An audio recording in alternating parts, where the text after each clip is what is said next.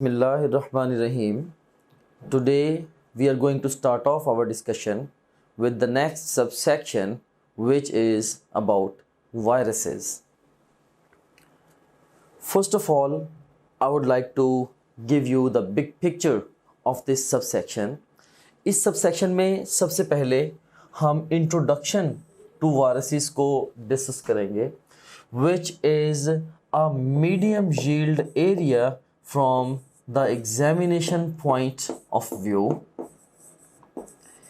And secondly, we will talk about the discovery of viruses, which is a low yield area from the examination point of view.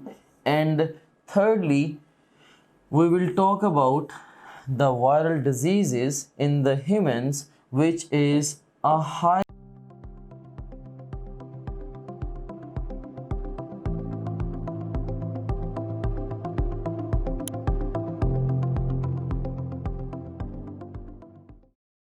yield area from the examination point of view. We will spend significant amount of time on the viral diseases in humans because it's pretty important. And fourthly, we will talk about the retroviruses, which is again a high yield area from the examination point of view. And last of all, we will discuss bacteriophage, which is also high yield for exam. And you know that our discussion principle is we will focus more on high yield area, which is of course most likely to be tested area in the final exam. So let's start off our discussion with the introduction to the viruses. इससे पहले कि introduction के हवाले से मैं अपनी discussion start करूं, I would like to ask few questions from you and we have got four options over here. A option is envelope, B option is nucleic acid core, C option is protein coat, and D option is none of these. Command है choose a single best answer for each statement. और पहली statement है infective ability of virus is due to. So infective ability of virus is basically due to the nucleic acid core. Beta is the best response to this question. Next statement है which of the following is responsible for shape of virus. तो virus की shape के लिए basically protein code responsible होगा, लिहाजा Charlie is the best response to this question. Next है जी coding for shape of virus is present in. अब directly अगर पूछा जाए कि शेप के लिए कौन रिस्पॉन्सिबल है, दैट इज प्रोटीन कोड, लेकिन यहाँ पे कीवर्ड क्या है, कोडिंग. और ऑफ कोर्स जो कोड है ऑल दी वायरल कैरेक्टरिस्टिक्स का वो उसके न्यूक्लिक एसिड कोर में ही होना है. That's why the best response to this question is beta. और उसके बाद फिर लास्ट स्टेटमेंट है which of the following part of virus is actually the part of last host cell infected. इसको हम आगे चल के डिटेल से डिस्कस करेंगे कि एनवेलप जो है basically this is the part of virus which is actually the part of last host cell infected, या दर हकीकत आप ये भी कह सकते हैं कि this is a cell membrane of the last host cell infected. आगे चल के इसको हम इंशाल्लाह डिटेल से डिस्कस करेंगे. So we have got the introduction to viruses. First of all, let's talk about the special features of viruses. Viruses are actually the particles of nucleic acids with protein coat. Mostly viruses के अंदर nucleic acid होता है और साथ protein coat होता है और कई दफ़ा एनवेलप भी होता है. Right, it's not always there, लेकिन sometimes envelope can also be present. And second एक इम्पॉर्टेंट बात वायरसेस के बारे में क्या है, they are obligate intracellular parasites. अब जो पैरासाइट्स होते हैं ये ऑब्लिगेट भी हो सकते हैं और फैकल्टेटिव भी हो सकते हैं. ऑब्लिगेट से मुराद ये है कि ये वो पैरासाइट्स हैं जो कि नॉन पैरासिटिक लाइफ नहीं गुजार सकते हैं, जबकि जो फैकल्टेटिव पैरासाइट्स हैं अगर ज़रूरत पड़े तो वो नॉन पैरासिटिक लाइफ भी गुजार सकते हैं. तो पहली बात तो ये हो गई कि वायरसेस ऑब्लिगेट पैरासाइट्स हैं. अब सेकेंडली वायरसेस इंट्रासेलुलर पैरासाइट्स हैं। बहुत सारे पैरासाइट्स ऐसे भी होते हैं जो कि एक्स्ट्रा सेलुलर हैं। फॉर एग्जांपल हमारी गट के अंदर जैसे अगर टेपवर्म है वो एक एक्स्ट्रा सेलुलर पैरासाइट है, लेकिन जो वायरसेस हैं ये इंट्रा सेलुलर पैरासाइट्स हैं, right. So we know that अगर ये सेल्स के अंदर हैं तो बाय डिफ़ॉल्ट ये एंडो पैरासाइट्स भी होंगे। सो पैरासाइट्स को एक और तरह से हम डिफाइन करते हैं कि एक्टो या एंडो। एक्टो पैरासाइट्स बॉडी से बाहर और एंडो पैरासाइट्स लिविंग थिंग्स की बॉडीज के अंदर होते हैं। तो चूंकि ये इंट्रासेलुलरली प्रेजेंट हैं लिहाजा बाय डिफॉल्ट ये एंडो पैरासाइट्स भी हैं, right. So viruses are obligate intracellular parasites. Parasites को बाय द वे यहाँ पे जस्ट मैं आपको एक लिंक देता चलूँ, इनको हम कई तरीके से क्लासीफाई करते हैं। We can have the obligate and the facultative parasites। facultative एक हम इस तरह से क्लासिफाई कर सकते हैं। Secondly we can have the endoparasites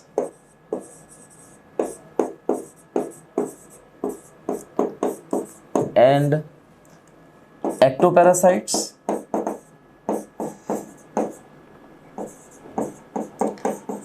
जैसे हमने पहले जिक्र किया कि एंडो लिविंग थिंग्स की बॉडीज के अंदर और एक्टो बॉडी से बाहर। और थर्ड नंबर पे we can have the phytoparasites जो कि प्लांट्स के पैरासाइट्स हैं, and we can have the zooparasites जो कि एनिमल्स के पैरासाइट्स हैं। तो वायरसेस के बारे में हमने ये डिस्कस किया। एक तो ये ऑब्लिगेट है, सेकेंडली इंट्रासेलुलर होने की वजह से ये ऑलवेज एंडोपैरासाइट्स हैं, और फाइटो और ज़ूओ ये दोनों हो सकते हैं। सो बहरहाल ये वायरसेस से कुछ स्पेशल फीचर्स थे। अब नेक्स्ट कुछ और इनके बारे में बातें डिस्कस करते हैं। The viruses they are never included in any kingdom. Of course living things को हम अल्टीमेटली डिफरेंट किंगडम्स में क्लासिफाई करते हैं, तो वायरसेस को कभी भी कोई किंगडम असाइन नहीं की गई। They are at border line of living and non living things. और इनको क्यों किंगडम असाइन की नहीं की गई? क्योंकि ये लिविंग और नॉन लिविंग थिंग्स के बॉर्डर लाइन पे हैं। तो let's construct a flow sheet regarding the living things. और इस फ्लो शीट के जो क्रॉस लिंक्स हैं आगे चल के भी डिफरेंट सबसेक्शंस में मुझे उनकी ज़रूरत पेश आएगी। सो इसको मैं यहीं पर डिस्कस करना चाहूँगा। तो जस्ट इमेजिन कि जो भी लिविंग थिंग्स प्लेनेट अर्थ पे आज प्रेजेंट हैं, साइंस ये बिलीव करती है कि they have all evolved from a common ancestor. तो common ancestor which was something like bacteria, if not exactly bacteria, right. Common ancestor ये 3 डोमेन्स में इवॉल्व हुआ था। एक थी डोमेन प्रोकेरिया, दूसरी डोमेन आर्किया, और तीसरे नंबर पे थी डोमेन यूकेरिया। तो जो डोमेन प्रोकेरिया है, प्रोकेरिया डोमेन के अंदर एक ही किंगडम है जिसको हम नाम देते हैं किंगडम प्रोकैरियोटिका, या इसको हम कई दफ़ा किंगडम मोनेरा भी कह देते हैं। और इस किंगडम के अंदर 2 तरह के ऑर्गेनिजम्स हैं, एक है बैक्टीरिया और दूसरे नंबर पे है साइनोबैक्टीरिया। फिर जो डोमेन आर्किया है उसके अंदर आर्कियोबैक्टीरिया है। एंड थर्ड नंबर पे जो डोमेन यूकेरिया है, Eukarya had evolved into 4 kingdoms. उसमें 4 किंगडम्स में एक तो किंगडम प्रोटिस्टा है, फिर किंगडम फंजाई, किंगडम प्लांटी और kingdom Animalia. So according to our text book आप कह सकते हैं कि ओवरऑल जो डिफरेंट ऑर्गेनिजम्स हैं वो जो लिविंग थिंग्स जो हैं उनको 5 किंगडम्स में प्लेस किया गया है। उसमें नंबर 1 पे जैसे हमारी जो पहली किंगडम है किंगडम प्रोकैरियोटी है, नंबर 2 पे we have got the kingdom Protista, then kingdom Fungi, then kingdom Plantae and last of all the kingdom Animalia. Archaeobacteria को भी लेटेस्ट कुछ बुक्स के अकॉर्डिंगली सेपरेट किंगडम्स में प्लेस किया गया है, लेकिन हमारी टेक्स्ट बुक के अकॉर्डिंगली आर्कियोबैक्टीरिया को कोई भी किंगडम असाइंड नहीं है। तो बहरहाल ये तो है लिविंग थिंग्स की एक ग्रॉस क्लासिफिकेशन। जस्ट इमेजिन करें कि ये हमारे पास अब लिविंग थिंग्स हैं यहाँ पे, और कन्वर्सली दूसरी साइड पे आप देखेंगे we have got so many non living things जिनके अंदर लिविंग वाले कैरेक्टर्स नहीं हैं। तो जो वायरसेस हैं basically you can seen here they are at the border of the living and the non living things. ऐसा क्यों है? क्योंकि ये कुछ फीचर्स ये लिविंग वाले एग्जिबिट करते हैं और कुछ इनके पास जो कैरेक्टरिस्टिक्स हैं वो नॉन लिविंग वाली हैं। या इसको आप यूँ भी कंक्लूड कर सकते हैं कि inside the host cell viruses living की तरह बिहेव करते हैं, and outside the host cell viruses non living things की तरह बिहेव करते हैं. So that's why they are placed at the border line of the living and the non living things. जैसे ही आप अपनी corporate.bk की ब्राउजर ऐप में लॉगिन होंगे, आपको ये हमारा होम पेज नजर आएगा. इसमें ये पहला जो सेक्शन है ये आपके सब्जेक्ट से रिलेटेड मटेरियल का है. सेकंड सेक्शन जो एक्स्ट्रा सपोर्ट और गाइडेंस आपको रिक्वायर्ड है ये उसके हवाले से है. थर्ड जो सेक्शन है ये डिफरेंट की स्टैटिस्टिक्स एंड ऑपरेट की, जो कि आपका हमारे पे कॉन्फिडेंस इंक्रीज करेंगे. एंड लास्ट ऑफ ऑल ये एग्जीक्यूटिव समरी है आपकी ओवरऑल प्रिपरेशन की प्रोग्रेस के हवाले से. सो सबसे पहले सेक्शन को हम एक्सप्लोर करते हैं. इसमें से आप किसी भी सब्जेक्ट पे क्लिक करें. से हमारे पास ये सब्जेक्ट्स हैं biology, physics, chemistry, English, logical reasoning. इनमें से किसी भी सब्जेक्ट पे आप क्लिक करें तो आपको उस सब्जेक्ट में उसके वीडियो लेक्चर्स, रिवीजन नोट्स और प्रैक्टिस क्वेश्चन मिलेंगे. आप वीडियो लेक्चर्स पे क्लिक करेंगे तो उस सब्जेक्ट के सारे यूनिट्स या सेक्शंस आपके सामने ओपन हो जाएंगे. आप किसी भी सेक्शन को चूज करेंगे, उस सेक्शन के सारे टॉपिक्स ओपन हो जाएंगे. इनमें से जिस मर्जी टॉपिक को आप चूज करें, आप उसके वीडियो लेक्चर्स को यहाँ से वॉच वीडियो बटन क्लिक करके देख सकते हैं. Right, like this over here. मान रही सो ये वीडियो लेक्चर आपके सामने ये आ गया. Again to neural pathway. इसमें भी एक हमारे पास, अगर आप जाते हैं फास्ट रिवीजन नोट्स पे, सो जिन स्लाइड्स को यूज करके हमने वीडियो लेक्चर्स रिकॉर्ड किए हैं, अब उन्हीं स्लाइड्स को आप यहाँ से रिवाइज कर सकते हैं. देख सकते हैं आपने फास्ट रिवीजन नोट्स पे क्लिक किया, इसमें सारे के सारे सेक्शन फिर ओपन हो गए. तो यहाँ पे एक बात मैं आपको बताना चाहता हूँ कि जो भी सेक्शन इंपॉर्टेंट है एग्जाम के पॉइंट ऑफ व्यू से, हमने उनके साथ इंपॉर्टेंट का टैग भी लगाया हुआ है, keeping in view the previous exam friends. Anyways, तो यहाँ पे आप किसी भी सेक्शन को चूज करें. सी सेल स्ट्रक्चर एंड फंक्शन को मैं चूज करता हूँ. इसके सारे टॉपिक्स ओपन हो गए. इनमें से किसी भी टॉपिक को आप पिक करेंगे तो आप उसकी वो स्लाइड्स देख सकते हैं जिनसे उस टॉपिक का वीडियो लेक्चर रिकॉर्ड हुआ है. तो काफी सारा टाइम है आपका वो सेव होगा. आपको लेक्चर नोट करने की जरूरत नहीं है. आपको बने बनाए नोट्स कर रहे हैं for the fast revision, rather super fast revision of the lectures. उसके बाद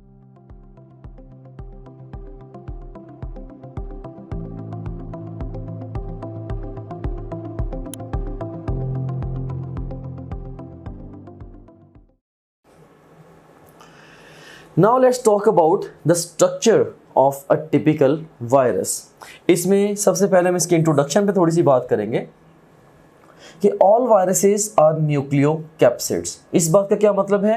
They are comprised of nucleic acid and the capsid which is basically protein coat. So biochemically सारे viruses ये nucleocapsids हैं. Nucleocapsids that is comprised of nucleic acids and the protein coat. और ये जो nucleic acid है viruses के अंदर, ये न्यूक्लिक एसिड डीएनए भी हो सकता है और ये आरएनए भी हो सकता है. और उसके बाद आप देखें कि दे मे हैव एनवेलप, यहाँ पे है मे हैव एनवेलप, जो कि पार्ट है लास्ट होस्ट सेल इन्फेक्टेड का. तो यहाँ से मैं ये पता चला कि मोस्टली वायरसेस में न्यूक्लिक एसिड कोर और प्रोटीन कोट होता है और एनवेलप होता भी है, कोई दफ़ा नहीं भी होता. ऑल राइट, नेक्स्ट है जी, viruses are the only entities in which RNA can act as hereditary material. Right, so generally हम बायोलॉजी में ये स्टडी करते हैं कि DNA is the hereditary material, लेकिन viruses are the only times in biology where RNA can act as hereditary material. For example, Human Immune Deficiency Virus ये RNA virus है और उसके अंदर उसका जो hereditary material है वो RNA से ही बना है. और इसी तरह से एक और एग्जाम्पल है हमारी बुक में, that is prions. So prions are the only times where you would see कि proteins are having the coding for the characteristics और protein he in a sense hereditary material बना रही हैं. बट ये कुछ क्लोजली रिलेटेड टर्मिनोलॉजीज हैं, यहीं पे मैं उनको भी क्लियर करना चाहूँगा. एक टर्मिनोलॉजी तो है विरियन और दूसरी टर्मिनोलॉजी है वायरॉइड और तीसरी टर्मिनोलॉजी है प्रियन. जो विरियन है ये फुली असेंबल्ड वायरल पार्टिकल है which is capable of causing infection, जबकि जो वायरॉइड है right. This is a term which is use for few plant viruses जो कि सिर्फ आरएनए पे मुश्तमिल होते हैं, उनमें प्रोटीन कोट या एनवेलप नहीं होता. जबकि prions they are actually the infectious proteins. So I want you to hold in your mind the difference of these three basic terminologies. और यहाँ पे मैंने ये भी बता दिया, जनरली लिविंग थिंग्स में डीएनए हेरिडिटरी मटेरियल है, वायरसेस में डीएनए और आरएनए दोनों हेरिडिटरी मटेरियल हो सकते हैं, और प्रियॉन्स में कह सकते हैं कि प्रोटीन ही कोडिंग होल्ड कर रही है for the characteristics. Secondly, now let's talk about the structure of a typical virus. इसमें अब आप देखें कि हमने ऑलरेडी डिस्कस किया कि वायरसेस ये न्यूक्लियोकैप्सिड्स हैं, which means they are comprised of the nucleic acid core and the protein coat. Nucleic acid core DNA या RNA से बनी है, और प्रोटीन कोट जो है इसको हम कैप्सिड भी कह देते हैं. अब जो न्यूक्लिक एसिड कोर है, this is comprised of the nucleotides. ये न्यूक्लिक एसिड कोर न्यूक्लियोटाइड्स से बनी है, और जो वायरस की रिस्पेक्ट इन्फेक्टिव एबिलिटी के लिए भी जो चीज़ रिस्पॉन्सिबल है वो उसकी न्यूक्लिक एसिड कोर है. सो ये एक इंपॉर्टेंट एग्जाम क्वेश्चन भी हो सकता है कि infective ability of a virus is due to, and the best response to this question is of course the nucleic acid core of that particular virus, जो भी है वो डीएनए है या आरएनए है. And then we have got the protein coat. अब जो protein coat है, it is formed of the capsomers which is further formed of the amino acids. ये बिल्कुल ऐसे ही है जैसे डस्ट पार्टिकल्स के मिलने से ब्रिक्स बनती हैं और ब्रिक्स के मिलने से बिल्डिंग बनती है. सिमिलर आइडिया यहाँ पे भी है. अमाइनो एसिड्स के मिलने से कैप्सोमर्स बनेंगे और कैप्सोमर्स के मिलने से कैप्सिड बनेगा. राइट. सो अल्टीमेटली अगर आपसे ये पूछा जाए कि प्रोटीन कोट ये किस चीज़ से बना है, तो यू वुड आंसर कैप्सोमर्स से. और अगर कैप्सोमर्स लिस्ट पे नहीं है, मे be you can pick the amino acids. Right. हाँ, कैप्सोमर्स इन टर्न फिर अमाइनो एसिड से ही बने हैं. और उसके बाद फिर देखें कि जो प्रोटीन कोट है, this is responsible for defining the shape of the virus. So किसी भी वायरस की जो शेप होगी वो उसके प्रोटीन कोट की वजह से होगी. अब यहाँ से कई दफ़ा एग्जामिनर आपको एक ट्रिकी क्वेश्चन पूछता है आपसे कि लाइक जो कोडिंग है for the shape of the virus, ठीक है. तो ये शेप के लिए रिस्पॉन्सिबल डायरेक्टली तो प्रोटीन कोट है, लेकिन एग्जामिनर क्वेश्चन क्या यूज़ करता है, coding for the shape of the virus. तो उसके लिए कौन रिस्पॉन्सिबल है? ऑफ कोर्स जितने भी कैरेक्टरिस्टिक्स की कोडिंग है वो न्यूक्लिक एसिड कोर के पास है. So you can say nucleic acid core is having the coding of all characteristics of virus. Virus के जितने भी कैरेक्टरिस्टिक्स हैं सबके लिए कोडिंग जो न्यूक्लिक एसिड कोर ही होल्ड करेगी. And here we have got the computerised photograph of a typical virus. इसमें हम देख सकते हैं कि हमारे पास ये न्यूक्लिक एसिड कोर है जो कि इस पर्टिकुलर केस में भी हमें डीएनए से बनी हुई नज़र आ रही है. Then we have got this protein coat. ये प्रोटीन कोट है, राइट. और ये जो प्रोटीन कोट है ये बना है, इसको हम कलेक्टिवली कैप्सिड भी कह रहे हैं. कैप्सिड और the protein coat is same thing. Capsid in turn बना है कैप्सोमर्स से, और कैप्सोमर्स इन टर्न बने हैं अमाइनो एसिड से. So we have got the nucleic acid core and then we have got the protein coat. और thirdly ये बाहर ये जो आपको नज़र आ रही है, दिस इज़ अ एनवेलप. ये जो स्ट्रक्चर है ये एनवेलप है, and this is basically the cell membrane of last host cell infected. तो ये वायरस का कोई वाइटल पार्ट नहीं है. And now let's talk about the discovery of viruses. Relatively एक लो यील्ड एरिया है एग्जाम के लिए, तो इसमें इससे रिलेटेड मैं कुछ क्वेश्चंस आपसे पूछ लेता हूँ. लाइक हमारे पास स्टेटमेंट है, the term vaccination was used by Louis Pasteur for inoculation against. A option is virus, B option is bacteria, C option is disease, D option is wounds, and the best response to this question is disease. And we have got another question, what is the discovery of Tort and de Haerle? A option is bacteriophages, B option is bacteria, C option is viruses, D option is algae, and the best response to this question is bacteriophages. Just ये memory based information है, straight away it's given in your textbook, right? Memory based questions इसी तरह से होते हैं, short in head, all in the head, fix all. Means straight away information आपकी book में दी गई है, अगर आपने उस information को पढ़ा हुआ है and you can recall that information while sitting in your exam, you can very easily answer that kind of question.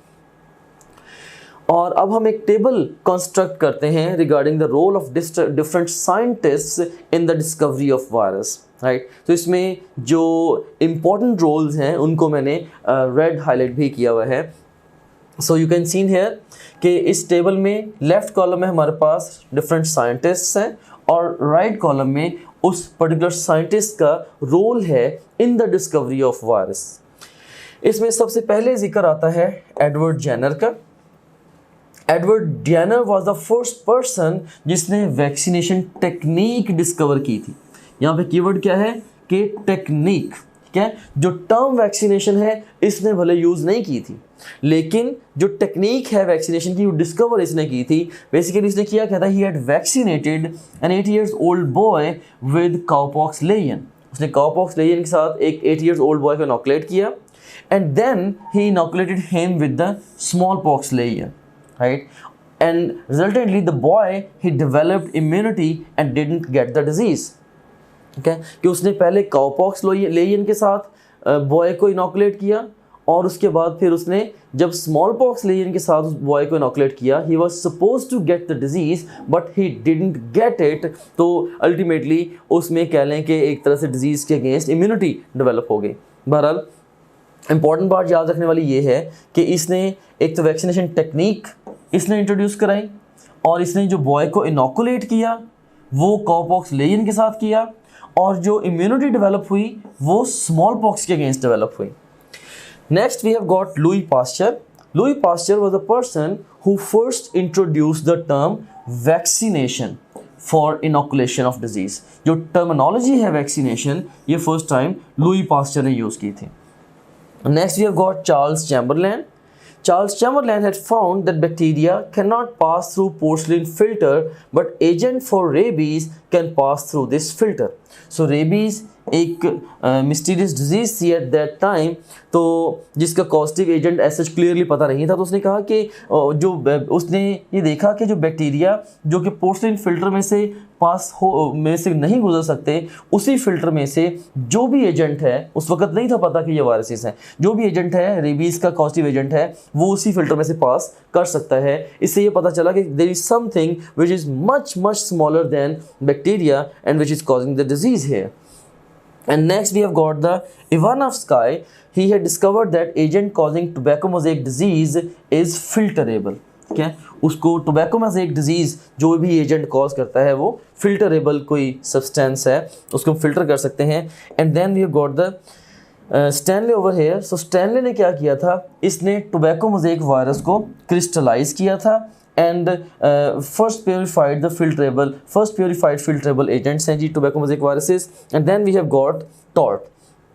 Tort का क्या मेजर रोल है, उसने बैक्टीरियल कॉलोनीज में लाइसिस का फिनोमेना जो है इसको ऑब्जर्व किया था और उसने साथ ये भी प्रपोज किया था कि lysis can be transferred from one colony to the other colony.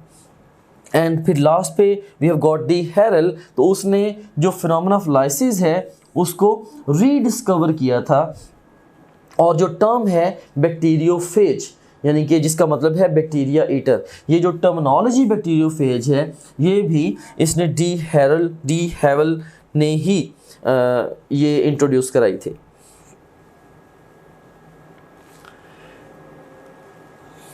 And next we have got the viral diseases in the humans which is a high yield area from the examination point of view. सबसे पहले मैं आपसे कुछ pattern questions पूछना चाहूँगा. A option है smallpox, B option is mumps, C option is herpes simplex and D option is influenza. Statement है choose a single best answer for each statement. इसमें पहली स्टेटमेंट है fluid filled vesicles and pitted scars are formed in case of. Best response to this question is smallpox. Running nose is feature of, इसमें से ये influenza का feature है. Similarly, vascular lesions, that is cold sores on epithelial layers of ectoderm, mouth, lips and other skin sites is feature of, तो ये herpes simplex का feature है. और उसके बाद फिर 60% adults are immune to, ये बुक की स्ट्रेट लाइन है, they are immune to mumps. You've got another range of questions. इसमें A option of smallpox virus है, B is herpes simplex virus, C option is hepatitis B virus and D option is polio virus. और हमारे पास command है choose the single best answer for each statement. Again तो statement क्या है, pick the odd one out. तो इसमें से अगर हम देखें तो स्मॉल पॉक्स वायरस और हर्पेस और हेपेटाइटिस बी वायरस ये तीनों डीएनए वायरसेस हैं, जबकि पोलियो वायरस एक आरएनए वायरसेस है. So this is odd one. Next statement है which of the following is non enveloped virus. तो ये इसमें ये स्मॉल पॉक्स, हर्पीस और हेपेटाइटिस ये तीनों ही नॉन एनवेलप्ड हैं. ओवरऑल तीनों ही ये एनवेलप्ड हैं. जो पोलियो वायरस है ये नॉन एनवेलप्ड है. So delta is best response to the second statement even. अब नेक्स्ट हमारे पास स्टेटमेंट है which of the following is RNA and non enveloped virus. तो इसमें से पोलियो ही आरएनए वायरस है और यही नॉन एनवेलप्ड भी है. So again best response is delta. And इसके बाद फिर all are DNA viruses except, again best response to this question would also be delta. So चारों questions के लिए हमारा जो best response है that is delta. You can see in here कि इस तरह के जो questions हैं वो relatively थोड़े से hard हो सकते हैं as far as the real exam is concerned, because there are so many viruses and they can formulate questions like this. Which of the following is or is not a DNA or RNA virus? Or all are RNA viruses except, or all are DNA viruses except, all are RNA enveloped except, all are DNA enveloped except, none of the following is DNA and enveloped virus except, and so on. So different ways में वो questions formulate कर सकते हैं. तो अभी आगे चल के इस सारी कैटेगरी के क्वेश्चंस को आंसर करने के लिए मैं आपको कुछ जनरलाइजेशंस दूंगा. अगर आप उन जनरलाइजेशंस को ही मेमोराइज करके उनको ठीक तरीके से इंटरप्रेट कर सकते हैं, इस तरह के क्वेश्चंस आंसर करना आपके लिए कोई मसला नहीं रहेगा. So we have got a generalization. इसमें एक लंबी लिस्ट है वायरसेस की, ऑफ कोर्स जो आपकी बुक में गिवन है. उसमें से आप जो शॉर्टर लिस्ट है उनको आप याद रख लें. फॉर एग्जांपल आप डीएनए वायरसेस को याद रख लें कि small pox virus, herpes simplex virus और हेपेटाइटिस बी वायरस, ये जो तीन वायरसेस हैं ये तीनों डीएनए वायरसेस हैं. बाकी जितने भी आपकी टेक्स्ट बुक में डिस्कस्ड हैं they are all RNA viruses. और उसके बाद फिर नॉन एनवेलप्ड वायरसेस की लिस्ट को भी याद रख लें कि पोलियो वायरस और हेपेटाइटिस ए वायरस ये दो वायरसेस ऐसे हैं जो कि नॉन एनवेलप्ड हैं, और बाकी जितने भी हैं वो सारे के सारे आपकी बुक में एनवेलप्ड वायरसेस हैं. सो अभी हम जो टेबल भी डिस्कस करेंगे, टेबल में अब हम सेवरल डिजीजेस को डिस्कस करेंगे, तो उनमें से उसके अंदर भी हमने एक टेबल में कॉलम डाला हुआ है कि वायरसेस जहाँ वो किस तरह के हैं, डीएनए या आरएनए है, एनवेलप्ड है या नॉन एनवेलप्ड है. सो हम सेपरेटली हम हर वायरस के बारे में ये चीज़ डिस्कस नहीं करेंगे, क्योंकि इस टेबल को भी मैंने इसी जनरलाइजेशन के थ्रू ही कवर किया है कि आपने डीएनए वाले तीन वायरसेस याद रखने हैं और all the rest in the table of ultimately they would be RNA. और इसी तरह से ये पोलियो और हेपेटाइटिस ए ये नॉन एनवेलप्ड है, बाकी जितने भी होंगे इस टेबल के अंदर वो of course by default enveloped होंगे. बहरहाल ये जनरलाइजेशंस आप याद रखिएगा, and ये very important generalizations हैं and they would help you while answering the questions on the real exam. So now we have got a table of the diseases. In the extreme left column we have got disease. In the second column we have got information about the causative agent, that is virus. In the next column we have got the mode of transmission of that particular disease, and in the next column we have got the signs and symptoms of that disease, and then we'll talk about different key points which are given in your textbook regarding the respective disease. और उसके बाद फिर हम disease की prevention और treatment पे last में बात करेंगे.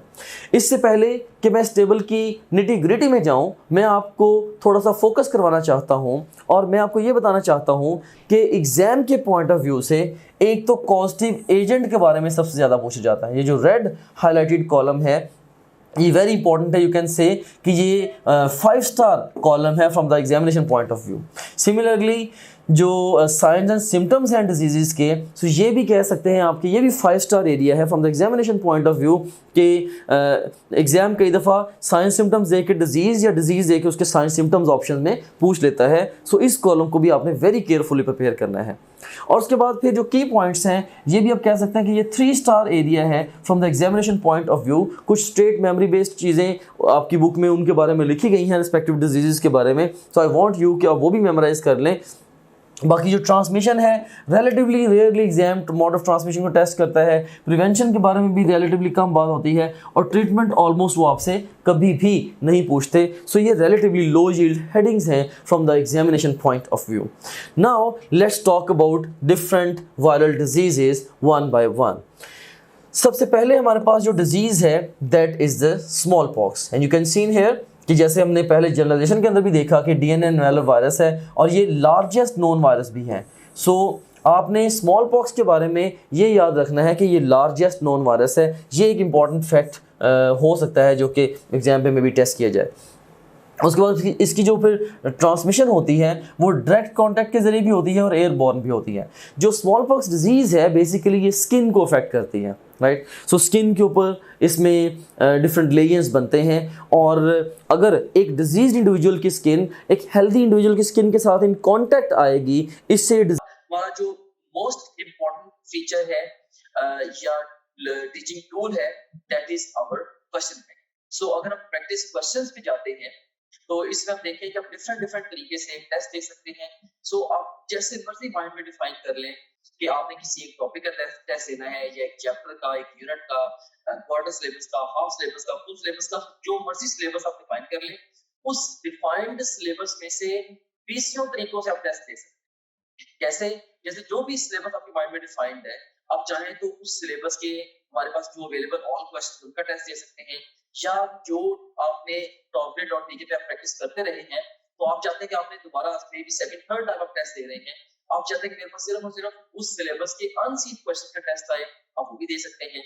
इसके अलावा इनकरेक्ट क्वेश्चन के टेस्ट देते हुए जो सवाल आपके गलत हुए थे, आप उन गलत सवालों का टेस्ट अलग से क्रिएट कर सकते हैं। से अगर आपने फिजिक्स के 20 टेस्ट दिए हैं, उनमें से आपका कोई मे बी आपके कोई 30 क्वेश्चन रॉन्ग हुए थे, उन 30 रॉन्ग क्वेश्चन का इकट्ठा टेस्ट भी आप क्रिएट कर सकते हैं। और इसी तरीके से जो जिन क्वेश्चन को आपने टेस्ट के दौरान बुकमार्क किया है उनका टेस्ट सॉल्व कर सकते हैं। जो टेस्ट आपने अटेम्प्ट किए थे क्वेश्चन, उनका टेस्ट सॉल्व कर सकते हैं, अनअटेम्प्टेड का, और इवन यानी कि टेस्ट देते हुए आपने जिनको अटेम्प्ट किया था और टेस्ट देते हुए जिनको आपने अटेम्प्ट नहीं किया था, ये अनसीन से डिफरेंट है। अनसीन का तो मतलब ये है कि वो टेस्ट में कभी आए नहीं आपके। इसके अलावा आप देख सकते हैं कि इवन पास्ट क्वेश्चंस का बहुत बड़ा पूल यहाँ पे मौजूद है। अगर हम गौर करें, देखें कि ईकैट के, नम्स के, NMD CAT, AKU, MD CAT Punjab के और ईटा केपीके के, ये इवन जो पीएमसी के जो सैंपल पेपर्स हैं उनके टॉपिक वाइज पास्ट क्वेश्चंस देखिए यहाँ पे मौजूद है ओवरऑल। अब किसी भी टैब पे क्लिक करें, सारे के सारे एक्चुअल पास्ट क्वेश्चंस जब वो आ जाएंगे। ऑफ कोर्स ये सारे के सारा बड़ा इंपॉर्टेंट टूल है क्योंकि पूरे पाकिस्तान से बड़े मेन एग्जामिनर्स ने, बड़े सीनियर एग्जामिनर्स ने ये डेवलप किया होगा। एनीवेज, इसमें से किसी भी आप टॉपिक को चूज करें, से मैं यहाँ पे सारे टैग्स को चूज कर लेता हूँ, तो हमारे पास ये सारे के सारे टॉपिक्स आ गए। इनमें से किसी एक टॉपिक को मैं चूज करूँ, या एक सेक्शन को, या मैं मल्टीपल सेक्शन को चूज करूँ, तो मैं उसका टेस्ट दे सकता हूँ। से मैंने 2 सेक्शन चूज किए, इसमें से सेम है कार्बोहाइड्रेट्स और प्रोटीन्स, इनका टेस्ट देना चाहता हूँ, या ओवरऑल मैं सारे सेक्शन का टेस्ट देना चाहता हूँ, वो मैं दे सकता हूँ। या मैं डिफाइन करूंगा मे बी जी मैंने 50 एमसीक्यूज का टेस्ट देना है, तो ये 50 एमसीक्यूज का टेस्ट आपके सामने ये क्रिएट हो गया। सो ये आपके सामने आ गई है जी टेस्ट की स्क्रीन, जिसमें आप देख सकते हैं कि ये ईटा केमिकल का पास्ट क्वेश्चन है, ये स्टेटमेंट है, ये ऑप्शंस हैं। इसमें ओवरऑल ये देखिए कि इसमें अगर हमने क्लिक किया तो आपका ये करेक्ट आंसर भी सामने आ गया। अगर आप इसकी एक्सप्लेनेशन देखनी है तो वो भी आप देख सकते हैं। इसके अलावा ये क्वेश्चन वेरीफाइड है बाय आवर टीम, इसको अगर आप चाहें बुकमार्क कर सकते हैं। इस क्वेश्चन से रिलेटेड डिफरेंट स्टैट्स यहाँ पे आ रहे हैं वगैरह वगैरह। यहाँ से आप नेक्स्ट क्वेश्चन पे जा सकते हैं, जरूरत पड़े तो आप यहाँ से प्रीवियस क्वेश्चन पे जा सकते हैं, और फिर अल्टीमेटली जब आप चाहें आप टेस्ट को फिनिश करके इवन रिजल्ट को भी व्यू कर सकते हैं। ऑलराइट, सो इस तरह से ये टेस्ट आपने इसको रिजल्ट को व्यू कर लिया। एनीवेज, इसके बाद अब हम चलते हैं दोबारा अपने होम पेज की तरफ। सो आप किसी भी जितने भी आपका सब्जेक्ट्स हैं, बायोलॉजी, फिजिक्स, केमिस्ट्री, इंग्लिश और लॉजिकल रीजनिंग, इन सब सब्जेक्ट्स के आप वीडियो लेक्चर्स, वीडियो नोट्स और अनलिमिटेड एमसीक्यू प्रैक्टिस यहाँ से कर सकते हैं। जितने भी आप प्रीवियस टेस्ट जो भी टेस्ट आपने दिए होंगे, अगर आप प्रीवियस टेस्ट पे क्लिक करेंगे वो सारे के सारे टेस्ट आपके यहाँ पे आ रहे होंगे। इसके अलावा जो आपकी जो ओवरऑल प्रोग्रेस है उसकी जो डिटेल है वो सारी की सारी यहाँ पे आ रही है। डिफरेंट सब्जेक्ट में आप कैसे जा रहे हैं, डिफरेंट सब्जेक्ट्स में, डिफरेंट चैप्टर्स में और डिफरेंट टॉपिक्स में आप कैसे जा रहे हैं, वो सारी की सारी डिटेल यहाँ पे आ रही है। इसके अलावा फुल लेंथ पेपर्स हैं जो कि जस्ट लाइक रियल एग्जाम है। यहाँ से किसी भी फुल लेंथ पेपर को किसी भी टाइम पे लॉन्च कर सकते हैं अपनी तैयारी के शुरू में या इवन मिड सेशन में जाके नियर द एग्जाम आप इन को जब चाहे आप अटेम्प्ट कर सकते हैं। उसके बाद फिर सपोर्ट मटेरियल है, इसमें एक वीडियो रिव्यूज हैं, डिफरेंट स्टूडेंट्स हैं जिन्होंने टॉप ग्रेड से पढ़ा, वो आपको गाइड कर रहे हैं हमारे सिस्टम के हवाले से भी, ओवरऑल तैयारी के हवाले से भी आप उन बच्चों से गाइडेंस ले सकते हैं। इसके अलावा हमारे ये टेस्टिमोनियल्स हैं जो पूरे पाकिस्तान में हजारों स्टूडेंट्स हमसे पढ़ रहे हैं, वो हमारे बारे में क्या कहते हैं उसकी डिटेल यहाँ पे आप देख सकते हैं। इसके अलावा सिलेबस यहाँ पे गिवन है, अगर आप कंटेंट देखना चाह रहे हैं हमारे कोर्स का वो सारे के सारे यहाँ पे ओवरऑल जो विजिबल है। And in addition to that study schedules बड़ा एक अहम फीचर है, अहम मॉड्यूल है। इसमें 90 डेज, 60 डेज, 30 डेज और इवन 50 डेज का एनालिटिकल का स्केड्यूल मौजूद है। आप अपनी नीड के अकॉर्डिंगली जिस मर्जी स्केड्यूल को फॉलो कर सकते हैं डिपेंडिंग अपॉन कि आप टाइम फ्रेम में किस जगह पे खड़े हैं। जैसे अगर आप एग्जाम आपका 1 महीने के बाद एग्जाम है, ऑफ कोर्स आप 30 डेज वाला प्लान फॉलो करेंगे। अगर आपके एग्जाम में 2 हफ्ते रहते हैं तो आप 15 दिन वाला प्लान फॉलो करेंगे एंड सो ऑन। तो इसमें हमने आपको ये बताया है स्केड्यूल्स के अंदर ये गाइड किया है कि आपने गिवन टाइम को बेस्ट यूटिलाइज कैसे करना है। फिर इसके अलावा डाउनलोड्स का सेगमेंट है, जो भी डिफरेंट इंपॉर्टेंट कंटेंट है आपसे रिलेटेड वो सारे के सारे आपको डाउनलोड्स में मिल जाता है। और इसके अलावा गाइडेंस वीडियोस काफी सारी इसके अंदर पड़ी हुई हैं जो कि मैंने खुद रिकॉर्ड करके इसके अंदर डाली है। इसमें बहुत सारे हवालों से जनरल गाइडेंस आप इन वीडियो से ले सकते हैं। सो ये था हमारे पास ये हमारे पास गाइडेंस वीडियोस का ये सेगमेंट था। Okay, so this was disease healthy individual में ट्रांसमिट हो सकती है। और कई दफ़ा अगर दोनों इंडिविजुअल्स यानी कि एक डिजीज इंडिविजुअल और हेल्थी इंडिविजुअल ये सेम एनवायरनमेंट में प्रेजेंट हैं तो इवन एयर के अलॉन्ग भी ये वायरस ट्रांसमिट हो सकता है। और इसके साइन सिम्टम्स में अगर आप देखें तो इसमें होता ये है, स्किन के ऊपर सबसे पहले फ्लूइड फिल्ड वेजिकल्स बनते हैं। ये वेजिकल बना जैसे स्किन के ऊपर, ये लाइन स्किन को रिप्रेजेंट कर रही है, इसके अंदर फ्लूइड है, सो फ्लूइड फिल्ड वेजिकल्स बनते हैं। और ग्रेजुअली वो जो फ्लूइड है उसमें वो gradually it takes form of the pus. अब हम इस वेजिकल को पस्ट्यूल कह देते हैं, now it has become the pustule, right. और उसके बाद फिर अल्टीमेटली जब ये पस्ट्यूल रप्चर होगा it would leave the pitted sacs और स्कार्स यू कैन से, जिनको हम पॉक्स बोलेंगे, POCKS पॉक्स। इसीलिए इस डिजीज को नाम दिया गया है स्मॉल पॉक्स, राइट। सो इसके अंदर पहले नंबर पे फ्लूइड फिल्ड वेजिकल्स, उससे फिर पस्ट्यूल्स, उसकी रप्चरिंग से फिर स्मॉल पॉक्स बनेंगे या पिटेड स्कार्स बनेंगे। सो this is about the science and symptoms of the small pox. अब नेक्स्ट इसके कुछ की पॉइंट्स हैं कि पास्ट में इस डिजीज़ ने बहुत वास्ट एरियाज को अफेक्ट किया है, ये एपिडेमिक रही है इन पास्ट। लेकिन गुड न्यूज़ ये है because of the extensive vaccination programmes 1980 में ये जो डिजीज़ है इसको प्लेनेट अर्थ से इरेडिकेट कर दिया गया था। 1980 के बाद कोई भी न्यू केस रिपोर्ट नहीं हुआ and this is because of the extensive vaccination programmes. तो इसका मतलब ये हुआ कि इसके लिए बड़ी इफेक्टिव वैक्सीन भी अवेलेबल है। ऐसे ट्रीटमेंट इसकी not applicable and not related to us, तो इसको हमें डिस्कस करने की ज़रूरत नहीं है। Now let's talk about the herpes simplex type 1।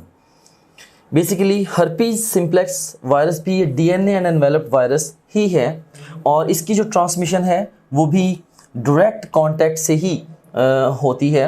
और इसके साइन सिम्टम्स में you can see in here vesicular lesions होते हैं जिनको कोल्ड सोर्स भी कहते हैं on the epithelial layers of ectoderm, specifically mouth, lips and other skin sites को ये वायरस चाहिए इन्वॉल्व करता है।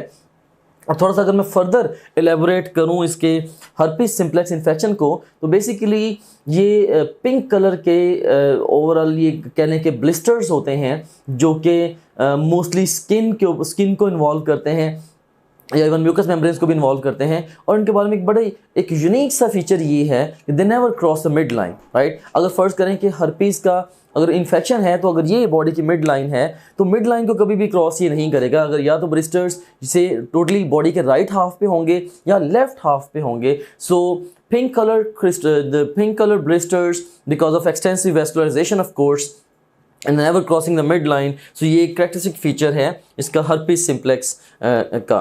और उसमें ये नेचुरली अकरिंग डिजीज़ है मैनकाइंड की, और इसको हम ओरल हर्पीज़ भी बोलते हैं। और इसकी प्रिवेंशन जो है दैट इज़ नॉट रिक्वायर्ड, और एंटीवायरल्स की मदद से वायरल इसको हम ट्रीट करते हैं। और next we have got the herpes simplex type 2 disease. तो इसके लिए भी जो वायरस है that is DNA enveloped virus, और and this is caused by the HSV type 2 of course. और इसकी ट्रांसमिशन भी डायरेक्ट कांटेक्ट से होती है, ऑफ कोर्स सेक्सुअल कांटेक्ट से होती है, राइट। और उसके बाद फिर इसमें होता क्या है, वॉर्टी लेयर्स बनते हैं, source and ulcers on the genitalia, right. So genitalia पे मेल्स हैं या फीमेल्स हैं उनके जेनिटेलिया पे वॉर्टी लेयर्स बनते हैं और सोर्स अल्सर्स वगैरह बनते हैं। और इवन ये जो इन्फेंट्स हैं उनकी आइज़ और सेंट्रल नर्वस सिस्टम को भी ये हर्पीज़ इन्फेक्ट कर सकता है, ये डिजीज़ या कह सकते हैं इफेक्ट कर सकती है। इसको हम सिंपल लैंग्वेज में जेनिटल हर्पीज़ भी कहते हैं। और इसकी जो प्रिवेंशन है वो हमारे एग्जाम के स्कोप से बाहर है, और इसको भी हम एंटीवायरल्स की मदद से ट्रीट करते हैं। अब ये कह सकते हैं कि इनकी प्रिवेंशन के लिए अगर आप डॉक्यूमेंट करना ही चाहें तो अवॉइडेंस, इन दोनों हर्पीज़ की प्रिवेंशन के लिए avoidance is the best way to prevent these disease. अब यहाँ पे इंपॉर्टेंट और हाई यील्ड फैक्ट आप देखेंगे है कि जो ओरल हर्पीज़ है, oral herpes this is caused by the herpes simplex type 1 virus, जबकि जो जेनिटल हर्पीज़ है this is caused by the herpes simplex type 2 virus. और दोनों का जो ट्रांसमिशन है वो ऑफ कोर्स डायरेक्ट कांटेक्ट से है, oral of course oral contact से, और जो जेनिटल हर्पीज़ है वो सेक्सुअल कांटेक्ट से ही ट्रांसमिट होंगे। And next you can seen here, ये हमारे पास ओवरऑल ये स्मॉल पॉक्स वायरस की फोटोग्राफ है लेफ्ट हाफ पे, और राइट हाफ पे स्मॉल पॉक्स की जो विक्टिम है वो दिखाई गई है। You can see the different pitted scars on the skin of this particular patient. और उसके नेक्स्ट आप देखें कि ये herpes simplex वायरस है, और ये आप देख सकते हैं कि herpes का ये इन्फेक्शन है। तो ये लेयन ये इतना रेड, ये इतना पिंक कलर का क्यों है, because of the extensive vascularization there. और नेक्स्ट आप देख सकते हैं कि herpes simplex type 2 ये वायरस है, और इसने ये पेशेंट है, विक्टिम है जेनिटल हर्पीज़ का। इसमें आपको ये वॉर्टी लेयंस, जिनको हम आम लैंग्वेज में मौके भी कह देते हैं, सो वॉर्टी लेयंस आपको ये जेनिटेलिया के रीजन में नज़र आ रहे हैं। And then we have got the next disease which is influenza. Influenza का जो वायरस है वो even according to our generalization भी वो RNA एनवेलप्ड वायरस है। और अब देखें कि इसकी जो ट्रांसमिशन होती है वो होती है वाया द रेस्पिरेटरी ड्रॉपलेट्स। अब इस बात का क्या मतलब है, जस्ट इमेजिन करें कि आप अपने रूम में बैठे पढ़ रहे हैं और आपका कोई फ्रेंड आता है, and your mom sends your friend to your room, right. वो आपके डोर पे नॉक करता है and you open up the door, और फ्रेंड को इन्फ्लुएंजा हुआ है।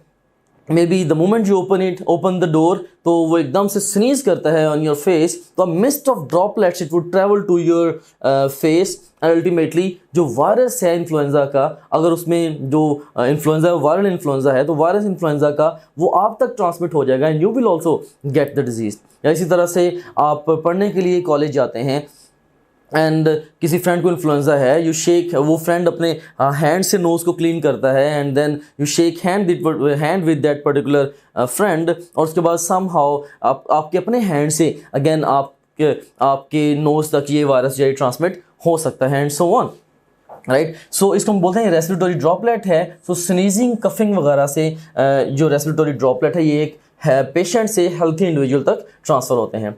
और उसके साइन सिम्टम में क्या क्या है, इसमें एक तो फीवर हो सकता है, और उसके बाद फिर हेडेक पेशेंट्स में डेवलप हो सकता है, और उसके बाद फिर रनिंग नोज़ है। रनिंग नोज़ से ये मुराद नहीं है कि पंजाबी में जो नक लथ के पास जाता है, लाइक रनिंग नोज़ से मुराद ये है कि basically nose is producing lots and lots of secretions, right. So this is running nose.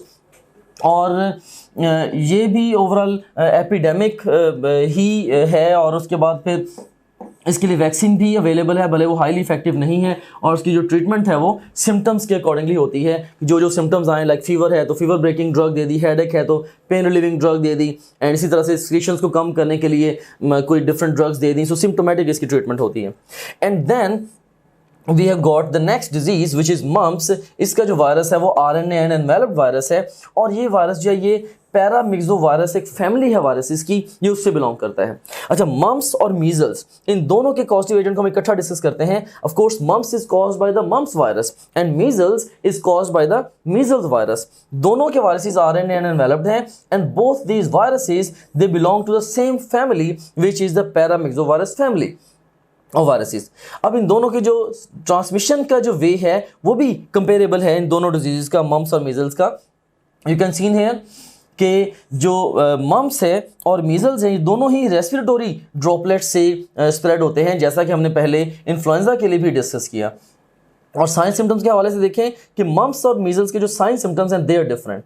तो मम्प्स में एक तो फीवर डेवलप हो सकता है, सेकेंडली हेडेक डेवलप हो सकता है, और इसका जो करेक्टरिस्टिक यूनिक फीचर है जिसके बगैर रियल एग्जाम में कभी भी इसका मम्प्स का सिनेरियो कंप्लीट नहीं होगा, वो है सलाइवरी ग्लैंड स्वेलिंग। तो इसमें बाइलेटरल दोनों तरफ ये जो पैरोटिड ग्लैंड्स हैं या सलाइवरी ग्लैंड्स हैं, बाइलेटरल पैरोटिड्स की स्वेलिंग होती है मम्प्स में। इसीलिए हम इसको कई दफ़ा कॉमन लैंग्वेज में कन पेड़े भी बोलते हैं इस डिजीज़ को।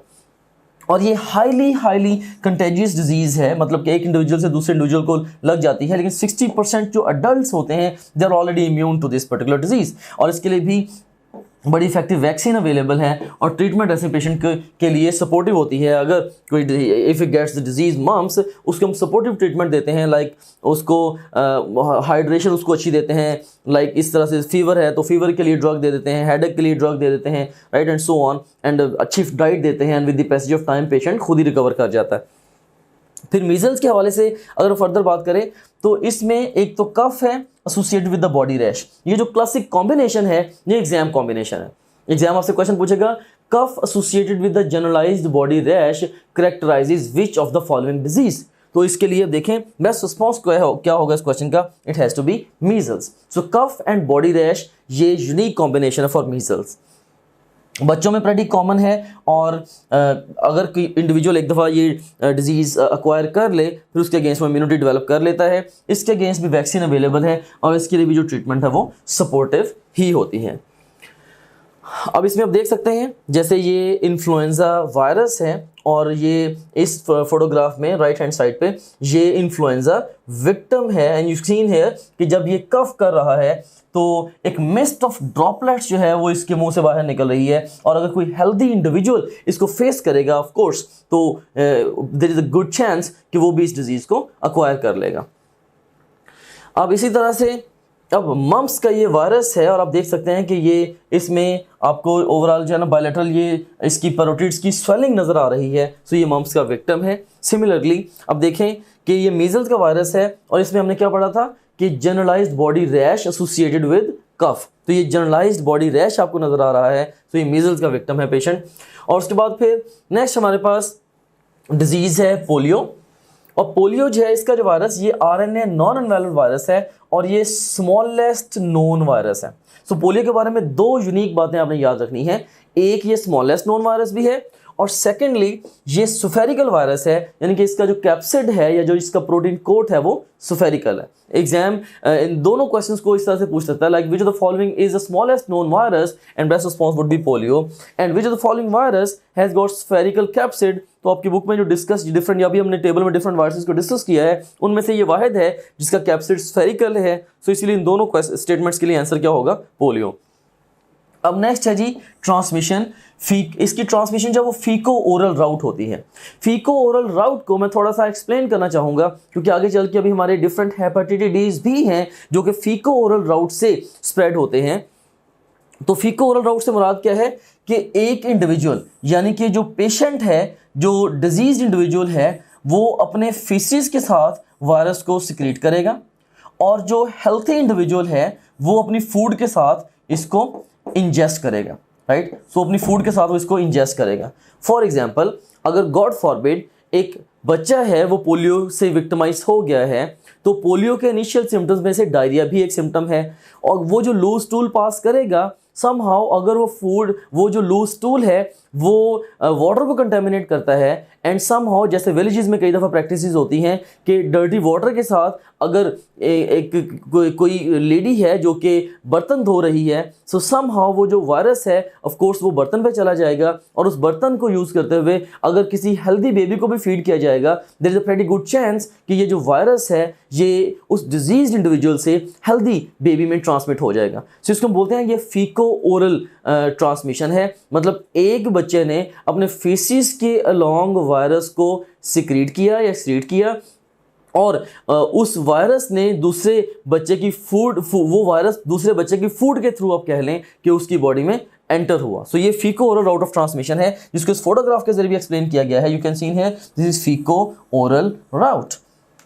और इसी तरह से आप देखें कि इसके साइन सिम्टम्स में पैरालिसिस है, और इसको आप कह लें कि ये यूनिलैटरल पैरालिसिस होता है, राइट, कि अमूमन जो पोलियो है ये एक साइड के आर्म को या एक साइड के लेग को या एक साइड के आर्म और लेग दोनों को ये इन्वॉल्व करता है, तो ये दोनों साइड्स पे इन्वॉल्व नहीं करता, सो ये यूनिलैटरल पैरालिसिस होगा। इसको हम पोलियोमाइलाइटिस भी बोलते हैं, क्यों इसमें इन्फ्लेमेशन होती है स्पाइनल कॉर्ड की। तो ये करेक्टरिस्टिक फीचर है इसका पोलियोमाइलाइटिस का, कि इसको मतलब पोलियो को बेसिकली पोलियोमाइलाइटिस भी कई दफ़ा इसको बोल देते हैं कि इसमें इन्फ्लेमेशन होती है। Myelo actually is pertaining to the spinal cord, you can say. So inflammation of spinal cord की वजह से इसको पोलियोमाइलाइटिस भी कह देते हैं। ये चाइल्डहुड में प्रेटी कॉमन है। इसका अल्टरनेटिव नेम पोलियोमाइलाइटिस है, जैसे हमने डिस्कस किया, और इसके लिए जो वैक्सीन है वो बड़ी इफेक्टिव वैक्सीन अवेलेबल है अभी वर्ल्ड वाइड, खास तौर पर डेवलपिंग कंट्रीज़ में different vaccination programmes they are being run and they are trying to get rid of this disease as well. जैसे पहले स्मॉल पॉक्स को इरेडिकेट किया, अभी पोलियो के बारे में हम कह सकते हैं कि ये भी ऑलमोस्ट इस प्लेनेट से at the verge of eradication है। सो इसके लिए जो वैक्सीन है वो लाइव अटेन्यूएटेड वायरसेस भी हो सकते हैं या किल्ड वायरसेस भी हो सकते हैं। हाँ, once a patient gets the disease, vaccine का जो रोल है वो डिजीज को प्रिवेंट करने में, यानी कि रियल वायरस के साथ एक्सपोजर से पहले अगर वैक्सीन बेबी को दे दी, पेशेंट को दे दी तो, या इंडिविजुअल को दे दी, तो वो डिजीज डेवलप नहीं करेगा। लेकिन अगर एक दफ़ा रियल वायरस ऑन बोर्ड आ गया, अब of course that particular baby is going to develop the disease, and once उसने अगर डिजीज एक्वायर कर ली, there is nothing much we can do about this disease. उसमें फिर ऑफ कोर्स वो पैरालाइज हो जाएगा, उसमें यूनिलैटरल पैरालिसिस डेवलप होगा, और इसके लिए फिजियोथेरेपी की मदद से हम उस पेशेंट को थोड़ा बहुत हेल्प आउट कर सकते हैं, but there is nothing much we can do about this disease. और उसके बाद फिर लास्ट पे हमारे पास एड्स है। इसका भी जो वायरस है वो आरएनए एनवेलप्ड वायरस है, और इसकी जो ट्रांसमिशन है वो बॉडी फ्लूइड्स के जरिए होती है, राइट। लाइक बॉडी फ्लूइड्स के जरिए किस तरह से हो सकती है, जैसे इसमें एक बड़ा कॉमन जो मोड ऑफ ट्रांसमिशन है वो है like blood to blood transmission है। फॉर एग्जांपल, एक फर्ज करें कि एक नर्स है, स्टाफ नर्स है, वो एक HIV के पेशेंट को इंजेक्शन लगाती है, राइट, और वो इंजेक्शन लगाने के बाद जैसे वो नीडल को पुल आउट करती है, गॉड फॉरबिड पास से कोई दूसरा बंदा गुजरता है, मे बी पेशेंट का अटेंडेंट गुजरता है, एंड वो उसके एल्बो पे एक बम्प देता है, और वो सडनली वो एक जर्क के साथ अपने आप को ही उस नीडल से प्रिक कर लेती है। अब ऑफ कोर्स जो टिप ऑफ द नीडल है ये इन्फेक्टेड है with the patients blood, with the blood of the ads patient, you can से। अब जो एड्स का वायरस है ये उसकी बॉडी में ट्रांसमिट हो सकता है, राइट। सो ये देखें कि ब्लड चूंकि एक बॉडी फ्लूइड है उसके जरिए ट्रांसमिशन हो गई। सिमिलरली इवन सेक्सुअल कांटेक्ट के जरिए भी एड्स की ट्रांसमिशन हो सकती है, राइट। बट इसकी जो ट्रांसमिशन है यू कैन से जनरली कि बॉडी फ्लूइड्स के थ्रू इसकी ट्रांसमिशन होती है। और इसी तरह से इवन अगर एक HIV की पेशेंट है और वो अपने बेबी को फीड करती है, ब्रेस्ट फीड करती है, इवन उसके मिल्क के अलोंग भी ये जो वायरस है बेबी में जा सकता है। सो बॉडी फ्लूइड्स के जरिए इसकी ट्रांसमिशन होती है। और उसके बाद फिर इसके साइन सिम्टम्स वो वेरी करते हैं, और इसमें होता क्या है बेसिकली, इसमें इम्यूनिटी लूज होती है। नाम से ही जाहिर है कि ये एड्स है, एक्वायर्ड इम्यूनिटी डेफिशिएंसी सिंड्रोम। अच्छा, स्टूडेंट्स यहाँ पे कंफ्यूज होते हैं कि HIV डिजीज़ और एड्स में क्या फ़र्क है, राइट। सीन है HIV डिजीज़ से मुराद क्या है, अगर कोई भी इंडिविजुअल है, अगर उसकी बॉडी में ह्यूमन इम्यून डेफिशिएंसी वायरस मौजूद है तो हम लेबल कर देते हैं कि ये HIV पॉजिटिव है, इसको HIV डिजीज़ है। खुदा न खास्ता अगर आज एक इंडिविजुअल ने HIV को अक्वायर किया है या आज उसकी बॉडी में अगर वो एंटर हुआ है, तो मे बी तकरीबन 20 साल लगेंगे उसमें फुल ब्लोन एड्स डेवलप होने में। होता ये है कि जब ह्यूमन इम्यून डेफिशिएंसी वायरस एक इंडिविजुअल को इन्फेक्ट करता है तो आहिस्ता आहिस्ता उसके अंदर ये कह लें ग्रो करता है, ये अपने नंबर को इंक्रीज करता है और उसके नतीजे में हमारी बॉडी के कुछ वाइट ब्लड सेल्स होते हैं, specifically the helper T cells, उनके काउंट को रिड्यूस करता है। और over a long span of time जब हेल्पर टी सेल्स का काउंट इतना रिड्यूस हो जाता है कि अब वो हमारी जो इम्यूनिटी है उसको इफेक्टिवली रेगुलेट नहीं कर पाते हेल्पर टी सेल्स, तो अब हम कहते हैं कि एड्स डेवलप हो गई है, राइट, यानी कि एक्वायर्ड इम्यूनिटी हमारी टोटल कोलैप्स हो जाती है। सो HIV डिजीज की जो लास्ट स्टेज है आप उसको कह सकते हैं कि ये एड्स है। इसको हम आगे चल के फर्दर डिटेल में भी डिस्कस करेंगे। इसके लिए जो बेस्ट वे है इसको प्रिवेंट करने का, of course that is avoidance, right. जिन भी मॉड्स से ये डिजीज ट्रांसमिट हो रही है, राइट, उन मॉड्स को अवॉइड करेंगे। फॉर एग्जाम्पल अगर फर्ज करें कि अगर एक डिजीज इंडिविजुअल है, अगर फर्ज करें कि डिजीज इंडिविजुअल है, उसका ब्लड अगर एक हेल्दी इंडिविजुअल को जिसको एड्स नहीं है उसको लग जाता है तो उसमें डिजीज डेफिनेटली ट्रांसफर हो जाएगी, राइट। सो इसीलिए ब्लड ट्रांसफ्यूजन से पहले HIV को टेस्ट किया जाए और इस तरह से जो डिजीज इंडिविजुअल का ब्लड है वह हेल्दी इंडिविजुअल को लगने से बचाया जाए। इसी तरह से जो सर्जिकल ऑपरेटर्स है या सिरिंजेस हैं उनको भी स्टरलाइज करके यूज़ किया जाए ताकि जो ट्रांसमिशन के चांसेस है वो इस डिजीज़ के पर्टिकुलर के मिनिमाइज होते चले। इसके लिए जो डिफरेंट ड्रग्स अवेलेबल हैं जैसे ज़िडोवोडीन, ये एक कॉमनली यूज्ड ड्रग है। इसके अलावा भी एक और wide range of drugs available है, लेकिन अभी तक उन ड्रग्स का जो मेजर रोल है वो सर्वाइवल को प्रोलॉन्ग करने में है। एज सच कोई भी ऐसी ड्रग अवेलेबल नहीं है टिल डेट जो कि इस डिजीज़ को क्योर कर सके। यू कैन सीन हेयर ये पोलियो वायरस है लेफ्ट हैंड साइड पे और राइट हैंड साइड पे ये पोलियो की विक्टिम है एक पेशेंट, और इसी तरह से आप देखें कि ये एड्स का वायरस है और ये एड्स की एक विक्टिम है जो कि मैसिवली आप देख सकते हैं कि जिसने वेट लूज़ किया हुआ है, तो इंटेंस वेट लॉस है। इसके अलावा बहुत सारे इन्फेक्शंस इसके अंदर होंगे because of the lack of the acquired immunity. Now we are going to start off our discussion with the hepatitis, and hepatitis is a plural of hepatitis. First of all, I would like to ask few questions from you regarding hepatitis, and then I would like to teach you this particular area through the token of a table. सारी की सारी जो important फिर information होगी different hepatitis को लेके हम उसको एक टेबल की फॉर्म में ऑर्गेनाइज करेंगे ताकि आप उस ऑर्गेनाइज इंफॉर्मेशन को यूज़ करके फाइनल एग्जाम में MCQs को अटेम्प्ट कर सकें। सो इसमें हमारे पास जो स्टेटमेंट है, hepatitis is caused by, A option is viral infection, B option is drugs, C option is toxic agents, D option is all of these. The best response to this question is all of these. ठीक है, viral infections के साथ hepatitis pretty common है, लेकिन बहुत सारी hepatotoxic drugs वो liver की इन्फ्लेमेशन कॉज कर सकती हैं, और इवन जो टॉक्सिक एजेंट्स हैं कुछ ना कुछ वो भी लिवर की इन्फ्लेमेशन कॉज कर सकते हैं। So best response to this question is delta. Next we have got a range of questions जिसमें हमारे पास 4 ऑप्शंस हैं। A option is hepatitis A, B option is hepatitis B, C option is hepatitis C and D option is hepatitis D. और again आपके पास जो command है that is choose a single best answer for each statement. अब हमारे पास पहली statement है which of the following hepatitis is most chronic. इनमें से जो टिपिकली क्रोनिक है वो हेपेटाइटिस सी है, means it last from months to years, rather years to years you can say. उसके बाद फिर नेक्स्ट स्टेटमेंट है influenza hepatitis is a name referred to, तो इन्फ्लुएंजा हेपेटाइटिस भी हम हेपेटाइटिस सी ही को कहते हैं। And non A non B hepatitis is a name referred to, इसका जो बेस्ट रिस्पॉन्स होगा कि नॉन ए और नॉन बी है तो ये भी हम हेपेटाइटिस सी ही को कहते हैं। इसका भी जो आंसर होगा that would be Charlie. Next है जी infectious hepatitis is name referred to, तो हम हेपेटाइटिस ए को इन्फेक्शियस हेपेटाइटिस बी कहते हैं। एंड नेक्स्ट स्टेटमेंट है serum hepatitis is name referred to, so ये सीरम हेपेटाइटिस की टर्मिनोलॉजी हेपेटाइटिस बी के लिए यूज की जाती है।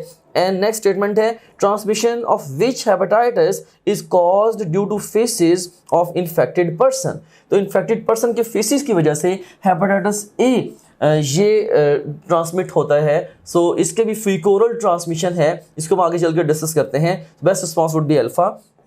और नेक्स्ट है all are caused due to enveloped virus except, तो हेपेटाइटिस ए वायरस के बारे में अभी हम पढ़ के भी आए हैं कि ये वाहिद है जो कि नॉन एनवेलप्ड वायरस है, बाकी सारे के सारे यहाँ पे लिस्ट में एनवेलप्ड वायरसेस हैं, या बाकी सारी डिजीजेस के जो वायरसेस हैं यू कैन से वो एनवेलप्ड हैं। Best response is alpha.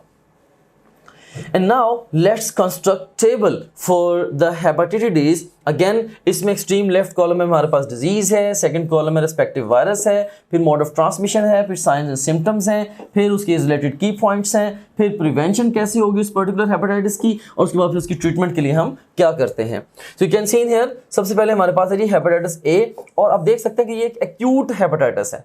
Acute से मुराद क्या है कि एक्यूट से मुराद ये है कि गॉड फॉरबिड अगर आज वायरस आपकी बॉडी में एंटर हुआ है तो मे बी ये with in few hours few days ये फुल फ्लैज ये डिजीज डेवलप होगी, ये वायरस डेवलप होगा, राइट या ये ओवरऑल हेपेटाइटिस ए के सिम्टम्स ये अपीयर हो जाएंगे, और maybe within few days to few weeks इसकी जो सिम्टम्स है वो वैनिश हो जाएंगे, राइट. सो इसको हम बोलते हैं, ऐसी डिजीज़ को हम बोलते हैं कि ये एक्यूट डिजीज़ है, राइट. जबकि जो क्रॉनिक डिजीज़ होती है इसके बरक्स maybe it takes months to years to develop symptoms, और फिर ये जो क्रॉनिक डिजीज हैं they stay in the body from years to years, right. So जो हेपेटाइटिस ए है ये टिपिकली एक्यूट है. हेपेटाइटिस बी एक्यूट भी हो सकता है, क्रॉनिक भी हो सकता है, जबकि हेपेटाइटिस सी टिपिकली क्रॉनिक है.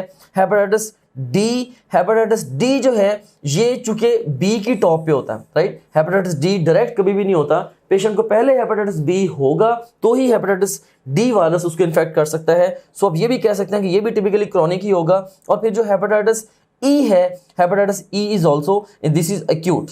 सो आप ये कह सकते हैं कि हेपेटाइटिस ए और ई टिपिकली एक्यूट है, हेपेटाइटिस सी और डी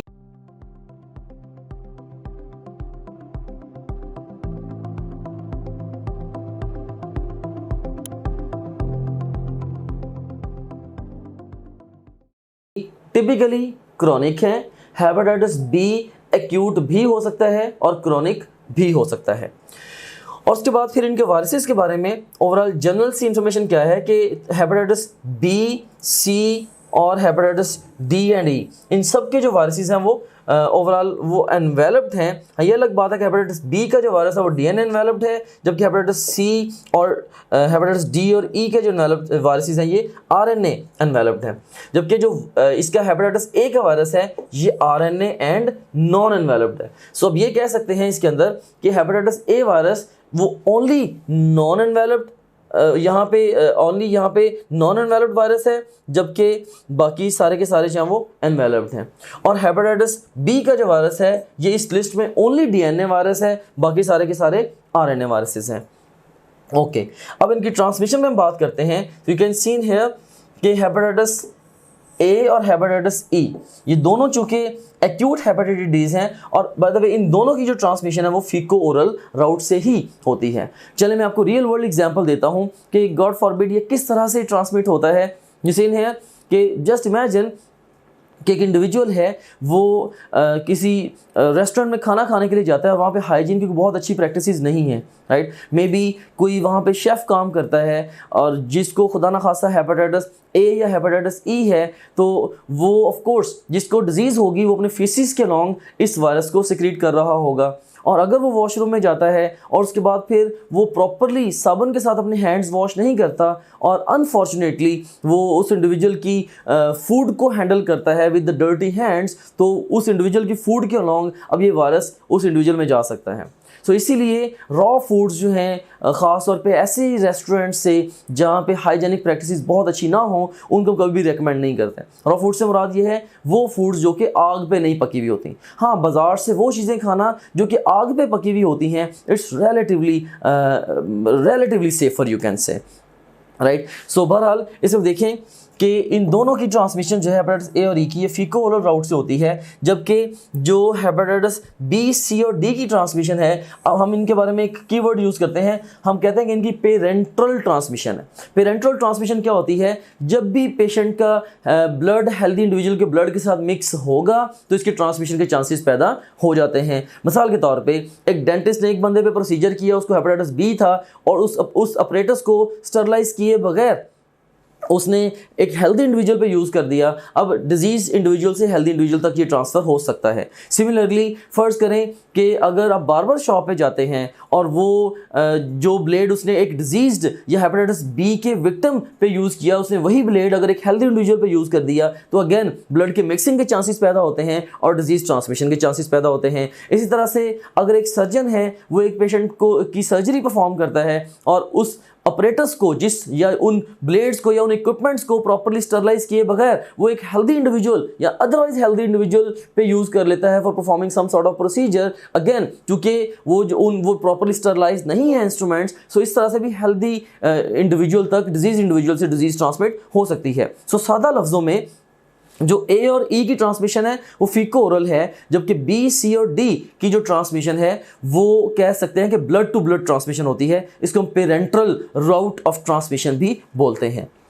अब नेक्स्ट इनके अगर हम साइंस एंड सिम्टम्स की बात करें तो of course science and symptoms depend करता है कि वो जो पर्टिकुलर हेपेटाइटिस है वो एक्यूट है या क्रॉनिक है। बट एक्यूट हो या क्रॉनिक हो, इन सब के अंदर एक फीचर जो होना ही होना है वो तो है जॉन्डिस। हाँ, ये अलग बात है कि अगर एक्यूट हेपेटाइटिस है उसमें जॉन्डिस बड़ा इंटेंस होता है। और जॉन्डिस से क्या मुराद है कि बेसिकली ब्लड में जो बाइल है उसकी वजह से जॉन्डिस डेवलप होता है। तो जॉन्डिस में येलो डिस्कलरेशन ऑफ स्किन हो जाती है, ख़ास तौर पे जो हमारी आइज़ का जो वाइट पोर्शन है इसमें हम जॉन्डिस को बड़ा क्लियरली ऑब्जर्व कर सकते हैं। इसके अलावा एक्यूट हेपेटाइटिस के सिम्टम्स में नोजिया है, वॉमिटिंग है, लिवर एनलार्जमेंट है जिसको आप अगर पैल्पेट करें तो फील भी कर सकते हैं कई दफ़ा। फिर पेशेंट को एब्डोमिनल पेन हो सकती है, फटीग डेवलप हो सकती है, कभी कभार फीवर भी हो जाता है और लॉस ऑफ एपिटाइट। ये एक बड़ा मेजर फीचर है। अब ये कह सकते हैं कि सबसे main stream features acute hepatitis के क्या होते हैं। एक तो लॉस ऑफ एपिटाइट, इस हद तक भूख की कमी होती है पेशेंट में या लॉस ऑफ एपिटाइट होती है कि अगर वो खाने के बारे में सोचे भी तो भी उसको उल्टी आने को करती है, उसको मतली महसूस होने लगती है, राइट। और इसी तरह से जब पेशेंट रिकवर होने लगता है किसी भी एक्यूट हेपेटाइटिस से तो उसकी रिकवरी के इनिशियल सिम्टम्स में से या इनिशियल साइंस में से क्या होता है कि वो पेशेंट खाने के लिए कुछ मांगता है, राइट, या उसकी भूख रिकवर होने लगती है। सो लॉस ऑफ एपिटाइट एक मेजर हॉलमार्क है इसके हेपेटाइटिस ए और हेपेटाइटिस ई का, जो कि टिपिकली एक्यूट हेपेटाइटिस हैं। और in addition to that nausea, vomiting और इवन जॉन्डिस, और उसके बाद फिर बाकी जो डिफरेंट फीचर्स हैं like liver enlargement, pain in abdomen, fever वगैरह भी डेवलप हो सकते हैं। उसके बाद फिर अगर हम बात करें क्रॉनिक हेपेटाइटिस की, तो क्रॉनिक हेपेटाइटिस टिपिकली एसिम्प्टोमेटिक होता है। May be there are so many patients जो हमारी सोसाइटी में हमारे इर्द गिर्द फिर रहे होते हैं and they are having some sort of chronic hepatitis, mostly the hepatitis B और C, but they are never knowing that they are having it, right. वो है एसिम्प्टोमेटिक, ठीक है, लेकिन उनका ग्रेजुअली उनका लिवर जो है वो इन्फ्लेम होता जाता है, लिवर का साइज़ बढ़ता जाता है। हाँ, फटीग वगैरह की कंप्लेन वो करते हैं, या कई दूसरे वेग से सिम्टम्स की कंप्लेन करते हैं। और कभी हाँ, इनको अगर हम टेस्ट करें, उनके ब्लड को अगर हम टेस्ट करें फॉर हेपेटाइटिस बी और सी, तो कई दफ़ा हाँ उसके अंदर भी हमें वायरस जो है वो मिल जाता है, राइट। सो बहरहाल क्रॉनिक हेपेटाइटिस के बारे में क्या है, इनमें भी माइल्ड जॉन्डिस तो हो सकता है, लेकिन मोस्टली जो क्रॉनिक हेपेटाइटिस होते हैं ये एसिम्प्टोमेटिक होते हैं या पेशेंट की बड़ी वेग सी कंप्लेंट्स होती हैं, जैसे ईजी फटीगेबिलिटी उसमें से एक बड़ी कॉमन कंप्लेंट है। उसके बाद फिर की पॉइंट्स इनके बारे में हम डिस्कस करते हैं। हेपेटाइटिस ए के बारे में कोई खातर खा एक्स्ट्राऑर्डिनरी की पॉइंट हमारी बुक में डिस्कस नहीं है। हाँ, हेपेटाइटिस बी के बारे में अगर बात करें तो इसका एक अल्टरनेट नेम है serum hepatitis. I want you to memorise this name for hepatitis B. और उसके बाद फिर हेपेटाइटिस सी के बारे में क्लियरली रिटन है कि टिपिकली क्रॉनिक है, जैसे हमने पहले डिस्कस भी किया, और इसको हम इन्फ्यूजन हेपेटाइटिस बी कहते हैं because it is caused by the blood transfusion, right. और इसको फिर नॉन ए और नॉन बी हेपेटाइटिस बी कहते हैं। सो ये जो टर्मिनोलॉजीज हैं, non A non B hepatitis और इन्फ्यूजन हेपेटाइटिस या टिपिकली क्रॉनिक हेपेटाइटिस भी एज अ थर्ड टर्मिनोलॉजी कह लें कि ये तीन कैरेक्टरिस्टिक वर्डिंग्स हो सकती हैं हेपेटाइटिस सी को एग्जाम में डिस्क्राइब करने के लिए। So remember chronic for the hepatitis C, infusion hepatitis and non-A non-B hepatitis as well for the hepatitis C। अब इसके लिए जो वैक्सीन है वो अवेलेबल नहीं है, बाय द वे। इसके बाद हम बात करते हैं इसके हेपेटाइटिस ई के बारे में। इसके बारे में की पॉइंट है कि इसका जो पिग सोर्स जो है अल्टीमेटली वो इसकी रीज़न हो सकती है हेपेटाइटिस ए की। और अगर हम इसकी प्रिवेंशन की बात करें तो हेपेटाइटिस ए और हेपेटाइटिस बी के लिए वैक्सीन अवेलेबल हैं, राइट। हेपेटाइटिस तो ऑफ कोर्स वैक्सीन की मदद से ये डिजीजेस प्रिवेंट हो सकती हैं। हाँ, हेपेटाइटिस ए के लिए चूंकि फीको ओरल राउट से उसकी ट्रांसमिशन है, हाइजीन को इंप्रूव करने से इसकी ट्रांसमिशन के चांसेस कम होंगे। हेपेटाइटिस बी चूंकि बॉडी फ्लूइड से ट्रांसमिट हो रही है, सो अवॉइडेंस के जरिए, राइट, या जिन भी राउट से ये हेपेटाइटिस बी ट्रांसफर होता है, ट्रांसमिट होता है, उन राउट्स को अवॉइड अगर किया जाए तो हेपेटाइटिस बी के ट्रांसमिशन के चांसेस ऑफ कोर्स रिड्यूस होंगे। और उसके बाद फिर जो हेपेटाइटिस सी है, इसकी तो वैक्सीन भी अवेलेबल नहीं है, और उसके बाद फिर इसके लिए हमारे पास एक ही मेजर वे है हेपेटाइटिस सी को प्रिवेंट करने का, and that is avoidance. Like अगर सर्जन है तो अपने इक्विपमेंट्स को हमेशा अच्छी तरह से स्टरलाइज करके यूज़ करें। इस तरह से अगर बार्बर शॉप पे आप जाते हैं तो बार्बर को चाहिए कि हमेशा वो नया स्टरलाइज्ड ब्लेड यूज़ करें, and so on, right. This is avoidance. और उसके बाद फिर हेपेटाइटिस डी जो है, इसके लिए भी जो प्रिवेंशन का ओनली वे अवॉइडेंस ही है। और हेपेटाइटिस ई वंस अगेन चूंकि ये भी फीको ओरल राउट से ट्रांसमिट होता है, सो इसके लिए भी हाइजीन को इंप्रूव करना ही सोल्यूशन है। सो अब ये कह सकते हैं कि हेपेटाइटिस ए और ई दोनों की ट्रांसमिशन फीको ओरल राउट है, और दोनों को हाइजीन को इंप्रूव करके हम अवॉइड कर सकते हैं दोनों की ट्रांसमिशन को। और उसके बाद फिर जो हेपेटाइटिस बी, सी और डी हैं, इन तीनों के लिए जनरली अगर हम ओवरऑल जिन मॉड से ये तीनों डिजीज़ ट्रांसमिट होती हैं या ब्लड्स मिक्स होते हैं, उन मॉड्स को अगर हम ज़रा केयरफुली हैंडल कर लें तो ऑफ कोर्स हम इन डिजीज़ की ट्रांसमिशन को प्रिवेंट कर सकते हैं। हाँ, vaccines can be of extra help, and vaccines जो हैं वो हेपेटाइटिस ए और बी के लिए स्पेसिफिकली वेरी इफेक्टिव वैक्सीन्स जो हैं वो एग्जिस्ट करती हैं। उसके बाद लास्ट पे हमारे पास ट्रीटमेंट है।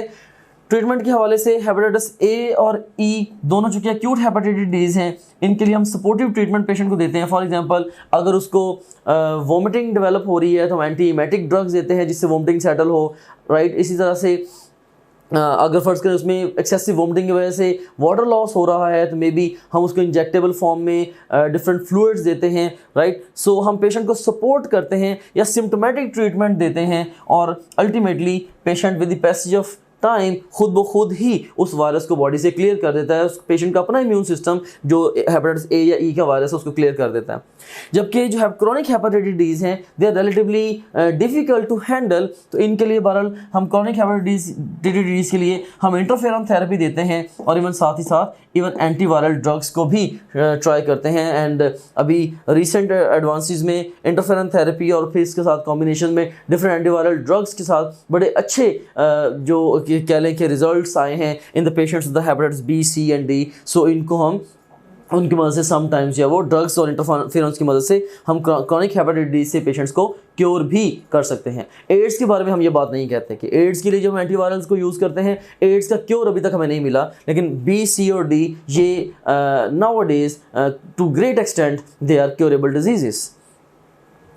और उसके बाद फिर एक नोट भी है बॉटम पे, इसको भी रीड आउट कीजिएगा कि नोट ये है कि hepatitis F and G they are also caused by the viruses but they are not yet identified, right. So this is about the hepatitis. अब इसमें आप देख सकते हैं कि हेपेटाइटिस ए का वायरस है, और उसके बाद फिर राइट हैंड साइड पे हेपेटाइटिस ए का विक्टिम है, और इसमें आप बड़ा डार्क जॉन्डिस जो है या येलो डिस्कलरेशन पूरी स्किन की भी ऑब्जर्व कर सकते हैं, लेकिन खास तौर पे इसकी आईज में बड़ी ये क्लियरली विजिबल है ये जो येलो डिस्कलरेशन, और this is because of the accumulation of bile in the blood in a sense. और उसके बाद फिर देखें कि हेपेटाइटिस बी जो है इसके अंदर भी जॉन्डिस आप ऑब्जर्व कर सकते हैं, और इसी तरह से हेपेटाइटिस सी के पेशेंट्स के अंदर भी, अगर ये हेपेटाइटिस सी के पेशेंट मोस्टली तो सिम्टोमेटिक होगा, उसमें इवन जॉन्डिस भी नहीं होगा, लेकिन लेटेस्ट स्टेज में जाके माइल्ड सा जॉन्डिस जो वो उसके अंदर हो सकता है।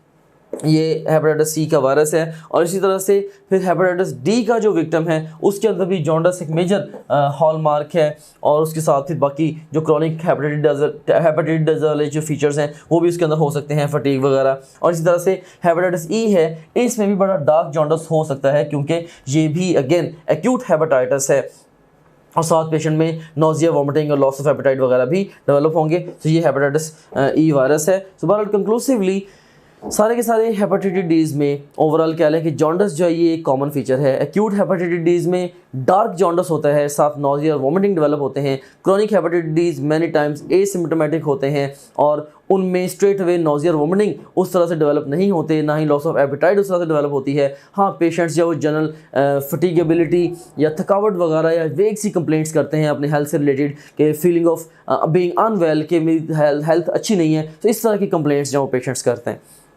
Right, so this is about the hepatitis. अब हमारे पास यहाँ पे क्वेश्चन है, which of the following disease is caused by DNA virus. So आपने डिजीज़ का टेबल भी स्टडी किया है, लेकिन उससे पहले आपने इवन जनरलाइजेशन भी स्टडी की है। सो उस जनरलाइजेशन को यूज़ करते हुए I want you to answer this question. So इसमें ए ऑप्शन इन्फ्लुएंजा है, B option herpes simplex, C option is hepatitis B, D option is herpes simplex and hepatitis B, and the best response to this question according to our generalization is herpes simplex and the hepatitis B. And next हमारे पास एक और question है, virus of which disease is non enveloped. इसमें A option है hepatitis B, B option है hepatitis C, C option is polio, D option is herpes simplex. Again using our generalization, the best response to this question is polio. Charlie is the best response. एक और question है, which the following disease is caused by RNA enveloped virus. A option polio, B option is hepatitis A, C option is herpes simplex, D option is mumps, and the best response to this question is mumps। कि ये mumps वाहिद disease है जो कि RNA enveloped virus से caused है। Polio जो है ये RNA नॉन एनवेलप्ड से कॉज्ड है, जबकि जो हेपेटाइटिस ए और जो हर्पीस सिम्प्लेक्स हैं वो भी RNA एनवेलप्ड वायरसेस नहीं है। So best response is delta. So अब तक हमने वायरसेस के इंट्रोडक्शन को डिटेल से डिस्कस किया, और उसके बाद फिर हमने वायरसेस की डिस्कवरी के बारे में कुछ हाई यील्ड पॉइंट्स जनरेट किए, और उसके बाद फिर हमने एक सिग्निफिकेंट अमाउंट ऑफ टाइम को स्पेंड किया on understanding the different viral diseases, और उसमें हमने वायरल डिजीजेस को डिफरेंट हेड्स के तहत डिस्कस किया, और साथ ही साथ हमने इस एरिया को देखा through the eyes of exam. And now let's focus on the next area of the viruses subsection, which is the retroviruses, right? So retroviruses के बारे में हम डिस्कशन स्टार्ट करते हैं। इससे पहले कि हम retroviruses को कन्वेंशनली स्टडी करें, I would like to ask few questions from you। A option है हमारे पास host RNA, B option is viral RNA, C option is host DNA, and D option is viral DNA। और जो command है हमारे पास वो क्या है, choose the single best answer for each statement. इसमें पहली स्टेटमेंट है, in case of HIV, reverse transcriptase is used to make DNA from, and the best response to this question is beta। Viral RNA से ultimately DNA ने बनना है, so best response is beta. आगे चल के इसको हम लॉजिकली भी अंडरस्टैंड करते हैं। एंड नेक्स्ट स्टेटमेंट है, coding for reverse transcriptase enzyme of HIV is present इन। तो ऑलरेडी मैं आपको ये बता चुका हूँ कि किसी भी वायरस के किसी भी कैरेक्टरिस्टिक की जो कोडिंग होगी वो उसके न्यूक्लिक एसिड कोर में होगी। तो जो एचआईवी है इसकी न्यूक्लिक एसिड कोर वो आरएनए से बनी हुई है, सो बेस्ट रिस्पॉन्स इसका भी क्या होगा, viral RNA. So beta would be the best response to this question even। So now let's start off our discussion with the retroviruses properly। इसमें सबसे पहले retroviruses का introduction है। तो मैं बताता चलूँ कि retroviruses by definition हम कहते हैं कि ये reverse transcriptase containing viruses हैं, right? These are the viruses which are reverse transcriptase containing। So ये एक group of viruses है जिनमें reverse transcriptase एक unique enzyme है, right? So ये reverse transcriptase नाम से ही जाहिर है ये reverse transcription करवा सकता है। Just imagine कि ओवरऑल हमें पता है कि डीएनए से आरएनए का बनना ये क्या है, डीएनए से आरएनए का बनना दिस इज ट्रांसक्रिप्शन, ये होती है ट्रांसक्रिप्शन। और आरएनए के अकॉर्डिंगली फिर प्रोटीन का बनना ये होती है translation, this is translation. Transcription and translation के ज़रिए जो हमारी डिफरेंट जीन्स हैं वो एक्सप्रेस होती हैं, लेकिन आरएनए से फिर डीएनए का बनना this is the reverse transcription. और ये जो रिवर्स ट्रांसक्रिप्शन है ये इन वायरसेस के अंदर ये होती है जिनके अंदर रिवर्स ट्रांसक्रिप्टेज एंजाइम होता है, right? So all the viruses which are having reverse transcriptase enzyme they are labeled as a retroviruses। So अगर एग्जाम आपसे क्वेश्चन पूछता है कि all retroviruses are RNA viruses, would it be a right statement or wrong statement? Of course this is right statement, क्योंकि जिसके अंदर भी reverse transcriptase होगा इसका ऑटोमेटिकली मतलब ये है कि उसके अंदर जो न्यूक्लिक एसिड कोर है वो आरएनए से बनी है, और इसका ऑटोमेटिकली मतलब ये है कि रिवर्स ट्रांसक्रिप्टेज एंजाइम भी उसके अंदर प्रेजेंट है जो उस आरएनए से फर्दर डीएनए बनवाएगा। उसके बाद नेक्स्ट आप देखें कि ये जो वायरस है ये आरएनए एंड एनवेलप्ड वायरसेस हैं। जितने भी रेट्रोवायरसेस हैं यू कैन से कि ये आरएनए एनवेलप्ड वायरसेस है। इसमें से एक कॉमन मेंबर जो है वो ह्यूमन इम्यून डेफिशिएंसी वायरस है, वो भी आरएनए एनवेलप्ड ही है।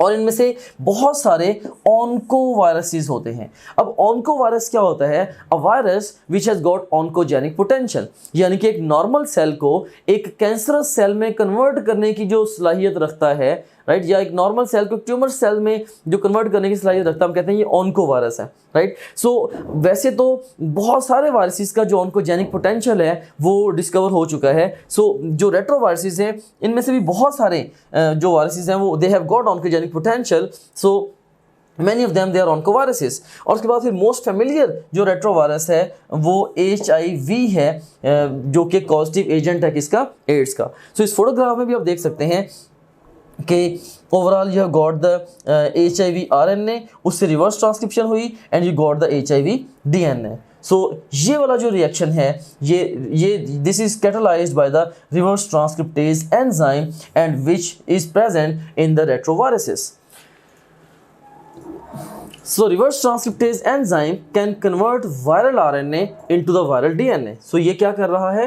ये viral RNA को viral DNA में convert करेगा, राइट। सो वायरल आरएनए को वायरल डीएनए में। सो एग्जाम डिफरेंट कॉम्बिनेशन में पूछ सकता है कि रिवर्स ट्रांसक्रिप्टेज ये वायरल डीएनए को आरएनए में या होस्ट आरएनए को डीएनए में या डिफरेंट वेज में आपसे क्वेश्चन पूछ सकता है। So basically reverse transcriptase enzyme क्या करेगा? वायरल आरएनए को वायरल डीएनए में, दोनों वर्ड्स याद रखिएगा, वायरल आरएनए को वायरल डीएनए में कन्वर्ट करेगा। And viral DNA can be incorporated into the host genome as provirus। So होता क्या है कि रेट्रोवायरसेस होस्ट सेल के अंदर एंटर होते हैं। Of course they are viruses, they are obligate intracellular parasites, they have to enter into cell.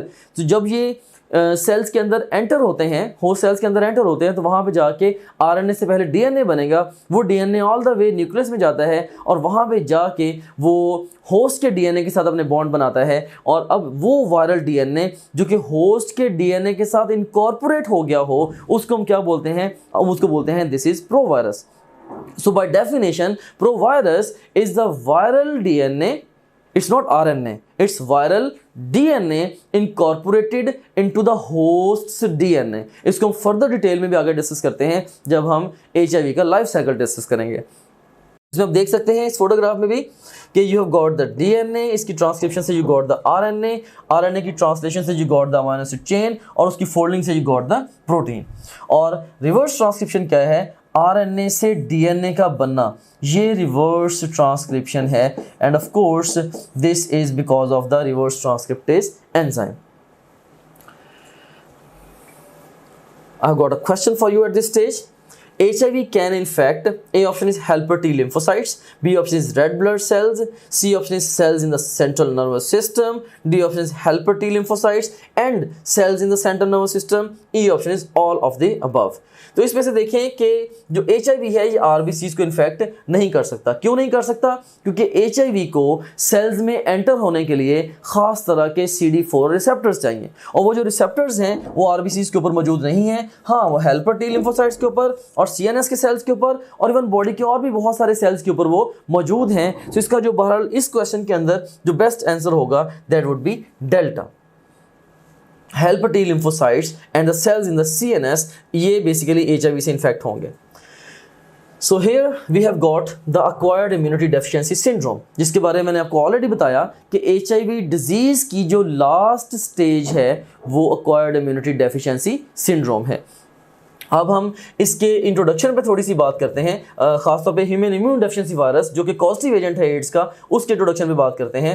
जैसे in here HIV it mainly infects the helper T lymphocytes। अब हेल्पर T lymphocytes जो हैं basically हम कहते हैं कि they are core commanders of our immune system. Basically जो T helper cells हैं they are regulators of our immune response, या इसको आप सादा लफ्ज़ों में इस तरह से भी आप अंडरस्टैंड कर सकते हैं कि हमारी वाइट ब्लड सेल्स में से कैटेगरी है लिम्फोसाइट्स की, और उसकी भी आगे एक सब कैटेगरी है T हेल्पर सेल्स की। तो टी हेल्पर सेल्स ने आप ये समझ लें कि फ्री एसएमएस पैकेज लिया हुआ है। जब भी कोई इन्फेक्शन होगा तो उसमें होता ये है कि टी हेल्पर सेल्स या डिफरेंट बॉडी के सेल्स तक ये अपना मैसेज भेजते हैं कि this is what you are suppose to do and this is what you are suppose to do and this is what you are suppose to do. So different cells तक message भेज के coordinated response इन्होंने generate करवाना होता है। तो जो ads है, एड्स का जो वायरस है या एचआईवी है, वो इन्हीं हेल्पर टी सेल्स को ही इन्फेक्ट करता है और उसको इसलिए इन्फेक्ट कर पाता है क्योंकि इनके ऊपर CD4 रिसेप्टर्स प्रेजेंट है। सो जब एक इंडिविजुअल में ये एचआईवी एंटर होगा, उसके टी हेल्पर सेल्स को जब जाको इन्फेक्ट करेगा तो ग्रेजुअली क्या होगा, ओवर द ईयर्स उसका काउंट रिड्यूस हो जाएगा। लाइक अगर आज एक पेशेंट में एचआईवी एंटर हुआ, वो टी हेल्पर सेल के अंदर जाके वहाँ से नए एचआईवी प्रोड्यूस करने शुरू कर देगा और वक्त के साथ साथ क्या होगा, जो टी हेल्पर सेल्स हैं इनका काउंट रिड्यूस होना शुरू हो जाएगा, राइट। और इनका काउंट ओवर सेवरल ईयर्स वो रिमार्केबली रिड्यूस हो जाएगा। और जब इतना रिड्यूस हो जाएगा कि इवन जो कॉमन बग्स हैं जो कि रूटीनली हमें कभी भी इन्फेक्शन कॉज नहीं कर सकते, इवन वो हमारी बॉडी के अंदर भी रहते हो तो भी इन्फेक्शन कॉज नहीं कर सकते, वो भी इन्फेक्शन कॉज करना शुरू कर देते हैं। अब हम कहते हैं कि दिस स्टेज इज एड्स, ठीक है। सो वो जो एचआईवी डिजीज की लास्ट स्टेज है वो एड्स है। बहरहाल इसमें देखें कि एचआईवी हेल्पर टी लिम्फोसाइट्स को इन्फेक्ट करता है, जिसकी वजह से उनका count over the years reduce होता है, जिसकी वजह से इम्यूनिटी डेफिशिएंट हो जाती है। और कौन सी इम्यूनिटी डेफिशिएंस होती है, ऑफ कोर्स डेफिशिएंट होती है ऑफ कोर्स इसका acquired lamb. and it can also infect cells in the central nervous system। So central nervous system के सेल्स को भी ये जो एचआईवी है इन्फेक्ट कर सकता है। और इसमें ये भी एक की पॉइंट इसका आपकी बुक में मेंशन्ड है कि HIV multiplies in monkey but not cause the disease because it is host specific. So HIV ये मंकी में ये ओवरऑल ये मल्टीप्लाई तो हो सकता है, लेकिन समहाउ उसके अंदर ये इम्यून डेफिशिएंसी कॉज नहीं करेगा, लेकिन ये ह्यूमन्स के अंदर ये कॉज कर सकता है। और इसकी ट्रांसमिशन के बारे में हम ऑलरेडी भी स्टडी कर चुके हैं, लेकिन इसकी ट्रांसमिशन जो डिफरेंट बॉडी फ्लूइड्स के जरिए होती है, जिसमें sexual contact top of the line है। जो world wide most common route of transmission of HIV disease है वो सेक्सुअल कॉन्टैक्ट ही है टिल डेट। और उसके बाद फिर कॉन्टैक्ट विद द ब्लड और even the breast feeding, they are also the other modes through which the AIDS और HIV it can be transmitted from a patient to a healthy individual. Now let's look at this computerized photograph so as to understand the structure of the HIV or human immune deficiency virus। So इसमें एक typical virus के structure की तरह nucleic acid core है which is made up of two identical strands of RNA। जैसे ये RNA का एक स्ट्रैंड है और ये RNA का दूसरा स्ट्रैंड है। So this is the nucleic acid core which is made up of two identical strands of RNA। और उसके बाद फिर प्रोटीन कोट है like you can see here, ये इसके अंदर प्रोटीन कोट है, राइट। और उसके बाद फिर लास्ट पे ये एनवेलप है और एनवेलप जो है basically this is the cell membrane of last host cell infected. चूँकि ये सेल मेम्ब्रेन ही है तो इसीलिए इसका जो बेसिक स्ट्रक्चर है वो भी सेल मेम्ब्रेन के जैसा ही है। इसमें टिपिकली वही फॉस्फोलिपिड बायलेयर होगी और उसके अंदर डिफरेंट प्रोटीन्स जो हैं वो एम्बेडेड होंगी। और एक यूनिक फीचर जो कि हमने स्टडी किया, reverse transcriptase enzyme regarding the HIV. So reverse transcriptase enzyme जो है वो भी प्रेजेंट है in the envelope that is packed in the envelope along with the two RNA strands। so ये typical एक HIV का इस बेसिक स्ट्रक्चर है। और अब हम HIV के लाइफ साइकिल को थोड़ा सा अंडरस्टैंड करते हैं। Let's try to understand this with the help of a photograph. Now just imagine करें कि स्टाफ नर्स थी जिसने एक पेशेंट को HIV या एड्स के पेशेंट को इंजेक्शन लगाया किसी एंटीबायोटिक का, किसी इन्फेक्शन को ट्रीट करने के लिए। उसने नीडल को बाहर निकाला, she felt a bump at her elbow and accidentally she actually happen to get a prick with the infected needle, जो कि इन्फेक्टेड थी with the blood of the disease और एड्स पेशेंट। तो अब एड्स का जो वायरस उसकी body में चला गया। अब ग्रेजुअली ऑफ कोर्स जब वो उसकी बॉडी में गया, ultimately it would enter into the blood के लॉन्ग ट्रैवल करता हुआ अल्टीमेटली ब्लड में, अब हमें पता है कि सर्कुलेटिंग ब्लड में टी हेल्पर सेल्स भी होंगे। टी हेल्पर सेल्स की सरफेस के ऊपर रिसेप्टर है, इसके CD4 रिसेप्टर्स हैं। सो CD4 रिसेप्टर्स के साथ अब वो जो HIV है वो इंटरेक्ट करके उसके अंदर एंटर हो जाएगा टी हेल्पर सेल के अंदर। नेक्स्ट क्या होता है हम इस फोटोग्राफ के जरिए अंडरस्टैंड करते हैं। सो अब ये एक दफ़ा ज्यूम कर लें, ये जो सेल आपको दिखाया जा रहा है, यू कैन सीन हियर, ये बेसिकली ये टी हेल्पर सेल है। This is a T helper cell, right? So this is T helper cell जो कि सबसे मेजर टारगेट है इसका ह्यूमन इम्यून डेफिशिएंसी वायरस का। तो सीन है कि इसमें ह्यूमन इम्यून डेफिशिएंसी वायरस आया, उसका एनवेलप जो है वो फ्यूज़ हुआ विद द मेम्ब्रेन, और उसके नतीजे में जो ओवरऑल प्रोटीन कोट है along with the two molecules of the RNA या two identical strands of RNA and reverse transcriptase moieties वो एंटर होगा into the cell। सो इसमें यहाँ पे एक तो पहली बात हमने ये सीखी कि सेल के अंदर जो एंटर होता है वो एनवेलप नहीं एंटर होता, बाकी पूरे का पूरा उसके स्ट्रक्चर में जो भी चीज़ें हैं लाइक उसमें प्रोटीन कोट है या DNA स्ट्रैंड्स हैं या रिवर्स ट्रांसक्रिप्टेज हैं, everything it enters into the cell. अब सेल के अंदर जाके जो प्रोटीन कोट है वो डिज़ोल्व होगा और ये रिलीज़ करेगा क्या, ये रिलीज़ करेगा इसके RNA के जो स्ट्रैंड्स हैं उनको रिलीज़ करेगा। अब RNA के स्ट्रैंड से रिवर्स ट्रांसक्रिप्ट ओवरऑल क्या होगा, RNA के स्ट्रैंड से ओवरऑल रिवर्स ट्रांसक्रिप्टेज के ज़रिए बनेगा पहले RNA DNA हाइब्रिड। सो रिवर्स ट्रांसक्रिप्टेज के एक्शन से क्या बनेगा, पहले वायरल RNA है तो वायरल RNA से RNA DNA हाइब्रिड बना, यानी कि एक स्ट्रैंड RNA ही है, उस स्ट्रैंड के कंप्लीमेंट्री DNA का स्ट्रैंड बना दिया गया जिसके अंदर डीऑक्सीराइबोन्यूक्लियोटाइड्स यूज़ किए गए। तो यही रिवर्स ट्रांसक्रिप्शन है। सो एग्जाम अगर आपसे पूछता है कि बेसिकली वायरल RNA से डायरेक्टली क्या बनता है, डायरेक्टली वायरल DNA बनता है या RNA DNA हाइब्रिड बनता है, तो रिवर्स ट्रांसक्रिप्टेज के एक्शन से एक दफ़ा वायरल RNA से RNA DNA हाइब्रिड बनेगा, राइट। सो इसका मतलब हुआ कि RNA DNA हाइब्रिड में एक स्ट्रैंड RNA का, दूसरा स्ट्रैंड DNA का, RNA के स्ट्रैंड में राइबोन्यूक्लियोटाइड्स, DNA के स्ट्रैंड में डीऑक्सीराइबोन्यूक्लियोटाइड्स। फिर RNA DNA हाइब्रिड से इंटर्न आगे जब वो क्या बनेगा, वो DNA बनेगा, राइट। और ये जो DNA है, अब ये जो DNA बना नाउ, ये DNA न्यूक्लियर पोर में से गुजर के ये न्यूक्लियस में एंटर होगा। सो this is the nucleus. So nuclear pore में से गुजर के न्यूक्लियस में एंटर होगा और न्यूक्लियस में एंटर होके ये जाके होस्ट के DNA के साथ नए बॉन्ड्स बनाएगा, और ये वायरल DNA जो कि होस्ट के DNA के साथ इनकॉर्पोरेट हो गया है, इसको हम बोलते हैं दिस इज द प्रोवायरस। और बेसिकली इसी प्रोवायरस को अभी तक सेपरेट कराने का हमारे पास कोई तरीकाकार नहीं है। लाइक HIV जब ये जाके बॉन्ड्स बना लेता है विद आर DNA, या हमारे T हेल्पर सेल्स के जो DNA है उसके साथ जब ये बॉन्ड्स बना लेता है, तो इसको सेपरेट करने का कोई तरीका नहीं है। अगर हम कोई भी वे डिवाइस कर सके कि ये RNA वहाँ से सेपरेट हो सके, मे बी दैट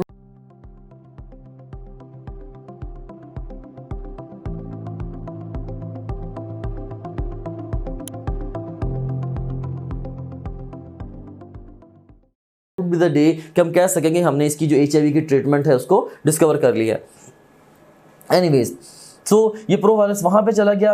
अब ये प्रो वायरस जो है ये ट्रांसक्राइब होगा जिससे RNA बनेगा, RNA न्यूक्लियर पोर के जरिए साइटोप्लाज्म में आएगा। इस RNA के अकॉर्डिंगली ऑफ कोर्स जो डिफरेंट वायरल प्रोटीन्स बनेंगी, और फिर वायरल प्रोटीन्स जो हैं वो RNA के मॉलिक्यूल्स के साथ असेंबल होंगी। असेंबल होने के बाद they would get exocytosed from the surface of the T helper cell, और इसी एक्सोसाइटोसिस के नतीजे में इसके गिर्द आ गया है envelope, and now this cell is ready to attack another T helper cell. तो इस तरह से ये मज़ीद T हेल्पर सेल्स को इन्फेक्ट करेगा, राइट। सो अब ये कह सकते हैं कि अगर एक cell T helper cell infect हो गया है तो वक्तन फ़वक्तन उसकी सरफेस से डिफरेंट जो T हेल्पर सेल, जो डिफरेंट HIV हैं या डिफरेंट वायरसेस हैं, वो इरप्ट होते रहेंगे और नए T हेल्पर सेल्स को इन्फेक्ट करते रहेंगे, और gradually more and more T helper cells would get infected and gradually their count would start coming down, और ultimately patient would develop AIDS. यहाँ पे एक रिमार्केबल फैक्ट जो मैं चाहता हूँ कि आप अंडरस्टैंड करें वो ये है कि जो एनवेलप है, यू कैन सीन हेयर, ये पार्ट है, हमने पहले भी जिक्र किया कई दफ़ा, ये लास्ट होस्ट सेल जो इन्फेक्टेड है उसका पार्ट है। क्योंकि ये होस्ट सेल की सरफेस से एक्सोसाइटोज हो रहा है तो बेसिकली इसके ऊपर सेल मेम्ब्रेन का ही कवर आ जाता है जिसको हम एनवेलप कह देते हैं।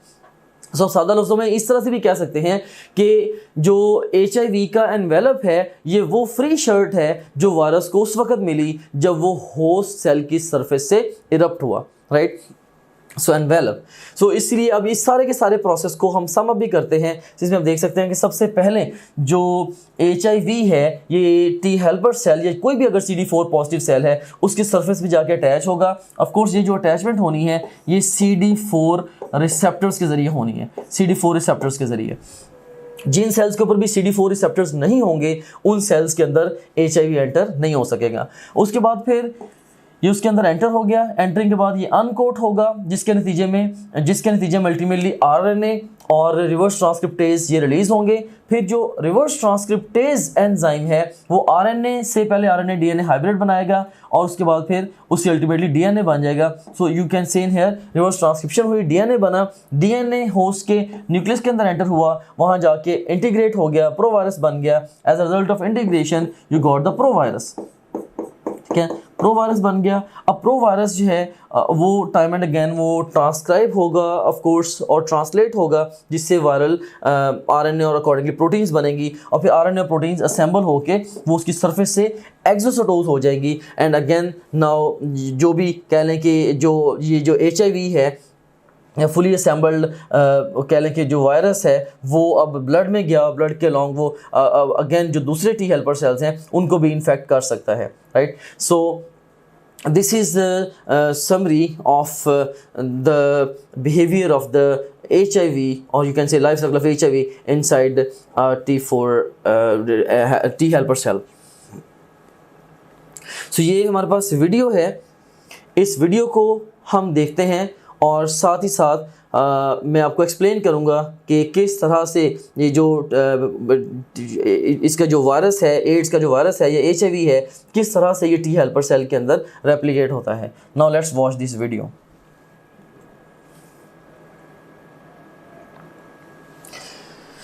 सो यू सीन हियर कि ये हमारे पास टी हेल्पर सेल की मेम्ब्रेन है और ये इसके ऊपर CD4 सेल है, ये HIV है, human immune deficiency virus.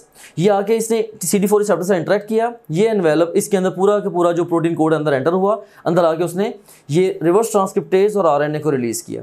Scene है, ये रिवर्स ट्रांसक्रिप्टेज है और ये आरएनए है। अब रिवर्स ट्रांसक्रिप्टेज ने क्या किया, अंदर आके इसने आरएनए डीएनए हाइब्रिड बनाया, फिर डीएनए पॉलीमरेज ने ये प्योर डीएनए बना दिया। अब जो डीएनए बना है ये न्यूक्लियर पोर में से गुजर के यू कैन सीन हेयर ये उसके अंदर गया, सेल के अंदर जाके उसने वो प्रोवायरस बना दिया। यू कैन सीन हेयर ये प्रोवायरस है, ये न्यूक्लियस के साथ जो इनकॉर्पोरेटेड है या हमारे होस्ट के डीएनए के साथ इनकॉर्पोरेटेड है। उसके नतीजे में देखिए ट्रांसक्रिप्शन के नतीजे में ये डिफरेंट आरएनए मॉलिक्यूल्स बने जो कि साइटोप्लाज्म में आए, उनकी ट्रांसलेशन के नतीजे में डिफरेंट वायरल प्रोटीन्स बन रही हैं। अब वायरल प्रोटीन्स और आरएनए ये इकट्ठे असेंबल होंगे, असेंबल होने के बाद ये होस्ट की सरफेस से देखें एक्सोसाइटोज हो रहे हैं। अब ये जो एक नया वायरस आया है human immune deficiency virus, it's ready to attack the new cells as well. So ये है जी बेसिक अंडरस्टैंडिंग इसकी लाइफ साइकिल की या बिहेवियर की of the HIV inside the host cell. अब इसके क्लिनिकल फीचर्स के ऊपर हम थोड़ी सी बात करते हैं HIV के। तो इसके क्लिनिकल फीचर्स में सीन है, एक तो सीवियर निमोनिया डेवलप होने के चांसेस होते हैं एड्स के पेशेंट्स में, फिर वेस्कुलर कैंसर इनके अंदर रिपोर्टेड है, सडन वेट लॉस होगा, लिम्फ नोड स्वेल होंगे जगह जगह because of the repeated infections, because of the immune deficiency, और जनरलाइज्ड लॉस होगा इम्यून फंक्शन का। एक बड़ा जो मेजर हॉलमार्क होता है एड्स के पेशेंट्स का वो होता है अपॉर्चुनिस्टिक इन्फेक्शंस। अपॉर्चुनिस्टिक इन्फेक्शंस, अब जो अपॉर्चुनिस्टिक इन्फेक्शंस हैं ये क्या होते हैं, यू सीन हियर कि कुछ ऐसे इन्फेक्टिव एजेंट्स होते हैं जो कि हमारी बॉडी में नॉर्मली भी प्रेजेंट होते हैं। फॉर एग्जांपल कैंडिडा एल्बिकेन्स एक फंगस है, एक यीस्ट है जो कि हमारी ओरल कैविटी में प्रेजेंट है। तो कैंडिडा एल्बिकेन्स ओरल कैविटी में प्रेजेंट होने के बावजूद ये कभी भी हमारे अंदर डिजीज कॉज नहीं कर सकती अगर हमारा इम्यून सिस्टम इंटैक्ट है। लेकिन अगर एड्स का पेशेंट होगा तो उसमें चूंकि इम्यून सिस्टम कॉम्प्रोमाइज़ होगा, तो अब ये जो ऑफ कोर्स जब इम्यून सिस्टम कॉम्प्रोमाइज़ है तो ये एक बहुत वीक जो एक फंगस है या यीस्ट है, तो अब ये क्या करेगी, ये भी वहाँ पे ग्रो करना मैनेज करेगी। Ultimately it can cause the oral thrush. तो इसी तरह से बहुत सारे जो और भी बग्स हैं हमारी बॉडी में जो डिफरेंट साइट्स पे होते हैं वो डिफरेंट अपॉर्चुनिस्टिक इन्फेक्शंस कॉज करते हैं, जो कि एक बड़ा मेजर हॉलमार्क होता है एड्स के पेशेंट्स के अंदर। सो आप देख सकते हैं कि ये एक इंडिविजुअल है जब वो हेल्दी था उसकी लुक किस तरह की है, और उसके बाद जब उसमें फिर एड्स डेवलप हुई सीन है तो उसमें रिपीटेड इन्फेक्शंस हुए, खासतौर पे चेस्ट के इन्फेक्शन और इवन और ओवरऑल जनरल बॉडी के इन्फेक्शंस हुए, सीवियर वेट लॉस हुआ। अगर इसके लिम्फ नोड्स को जगह जगह पैल्पेट करेंगे इसके एक्जिला में या और नेक रीजन में, तो मे बी इसके लिम्फ नोड्स भी स्वोलन हो। सो ये basically you can seen here AIDS के पेशेंट और उसके ये फीचर्स हैं। I want you to memorize these features of AIDS patients जो कि आपकी टेक्स्ट बुक में लिखे गए हैं। इसके अलावा और भी बहुत सारे फीचर्स हैं। ऑफ कोर्स जो एड्स के पेशेंट्स की जो क्लिनिकल प्रेजेंटेशन है वो ऑफ कोर्स डिपेंड करती है कि उसमें इन्फेक्शन कौन सा है, राइट। अब चूंकि इम्यून सिस्टम डिस्टर्ब्ड है, हेड टू टो किसी भी एरिया का इन्फेक्शन हो सकता है, और जिस भी एरिया का इन्फेक्शन होगा उस इन्फेक्शन के सिम्टम्स के साथ पेशेंट प्रेजेंट करेगा। लेकिन आपके एग्जाम के लिए आपकी जो बुक की वर्डिंग है ऑफ कोर्स वो इंपॉर्टेंट है। सो बुक में जो इसके क्लिनिकल फीचर्स लिखे गए हैं आपने उनको ज़रा गौर से प्रिपेयर करना है। So with this we have concluded our discussion with the retroviruses। अब हमारे viruses का last area of discussion है that is the bacteriophages। अब हम bacteriophages पर अगर बात करें तो सबसे पहले question है the provirus state exists when A option is double stranded viral DNA is integrated into host cell chromosome, या बी ऑप्शन है single stranded viral RNA is integrated into host cell chromosome, C option है double stranded viral RNA is integrated into host cell chromosome, या single stranded RNA is present as a plasmid in the host cell. The best response to this question is when double stranded viral RNA is integrated into host cell chromosome, जैसे कि अभी हमने discuss भी किया है। एक और question है receptor site on bacteria for adsorption of bacteriophage is present on, A option is cell wall, B option is cell membrane, C option is capsule, D option is none of these, and best response to this question is cell wall, it's not the cell membrane, remember this fact. फिर next question है which of the following acts as bridge between lytic and the lysogenic cycle, A option is penetration, B option is induction, C option is temperate phase and D option is virulent phase। तो इनमें से जो bridge reaction है between the lytic and the lysogenic cycle that is induction, इसको हम आगे चल के डिटेल से डिस्कस भी करते हैं। नेक्स्ट स्टेटमेंट है the bacteriophage which can exist for very long time is, A option is lysogenic phase, B option is temperate phase, C option is virulent phase, D option is lysogenic or the temperate phase। तो यहाँ पे condition क्या है bacteriophage which can exist for very long time, of course it has to be lysogenic or the temperate phase, they actually both mean the same, right? Lysogenic or temperate is same thing। सो इसके बाद अब देखेंगे, अब हम bacteriophages को detail से discuss करते हैं। सबसे पहले बैक्टीरियोफेजिस का इंट्रोडक्शन है, तो इनके नाम से ही जाहिर है they are bacteriophages means they are bacteria eaters. इसका मतलब है कि ये वो वायरसेस हैं जो कि बैक्टीरिया को इन्फेक्ट करेंगे। You seen here the viruses which infect bacteria and cause their lysis, right. ये बैक्टीरियोफेजिस हैं और मोस्ट कॉमन इसके अंदर टी फेजिस हैं, खासतौर पे T2 and T4 phages, they are pretty common. और उसके बाद लिटरल मीनिंग क्या है बैक्टीरियोफेजिस का, बैक्टीरियो का मतलब है बैक्टीरिया, फेज का मतलब है ईटिंग, सो बैक्टीरियोफेज का मतलब है बैक्टीरिया ईटिंग वायरस। अब इसके स्ट्रक्चर के ऊपर हम थोड़ी सी बात करते हैं। सो स्ट्रक्चर के हवाले से जो बैक्टीरियोफेज है it has got a head and it has got the head and it has got the tail. अब इसका जो हेड है इसमें न्यूक्लिक एसिड कोर है, यू कैन सीन हियर, ये इसका पॉलीहेड्रल हेड है, इसके सेवरल फेसेस हैं, राइट। और इसके अंदर ये न्यूक्लिक एसिड कोर है। Of course this nucleic acid core in case of bacteriophage is made up of the DNA से न्यूक्लिक एसिड कोर बनी होगी। और उसके बाद फिर ये उसके हेड रीजन के बाद ये अगर इसका हेड है तो here you got the tail, so head region के बाद टेल है और टेल के साथ एसोसिएटेड शॉर्ट टेल फाइबर्स हैं और लॉन्ग टेल फाइबर्स हैं। Like here you got the short tail fibers, right? ये शॉर्ट टेल फाइबर्स हैं और ये जो आपको नज़र आ रहे हैं ये लॉन्ग टेल फाइबर्स हैं। सो here these are the long tail fibers, right? So basically ये टेल फाइबर्स हैं, ये लॉन्ग टेल फाइबर्स हैं। और इसके बाद फिर आप ये भी गौर करें कि टेल के साथ एसोसिएटेड एक बेस प्लेट भी होती है और बेस प्लेट के साथ एसोसिएटेड एक एंजाइम होता है जिसका नाम होता है लाइसोजाइम एंजाइम। अब ये जो लाइसोजाइम एंजाइम है which is associated with the base plate of the tail of the bacteriophage, basically यही वो एंजाइम है जिसने इस वायरस को या इस बैक्टीरियोफेज को अलाउ करना है टू एंटर इनटू बैक्टीरिया। सो इसका मेजर रोल होगा इन द पेनिट्रेशन और invasion into bacteria, you can से। इसको हम आगे चल के डिटेल से डिस्कस भी करते हैं। सो कंक्लूसिवली इसमें जो इंपॉर्टेंट पॉइंट्स हैं, इसके अंदर हेड है, टेल है।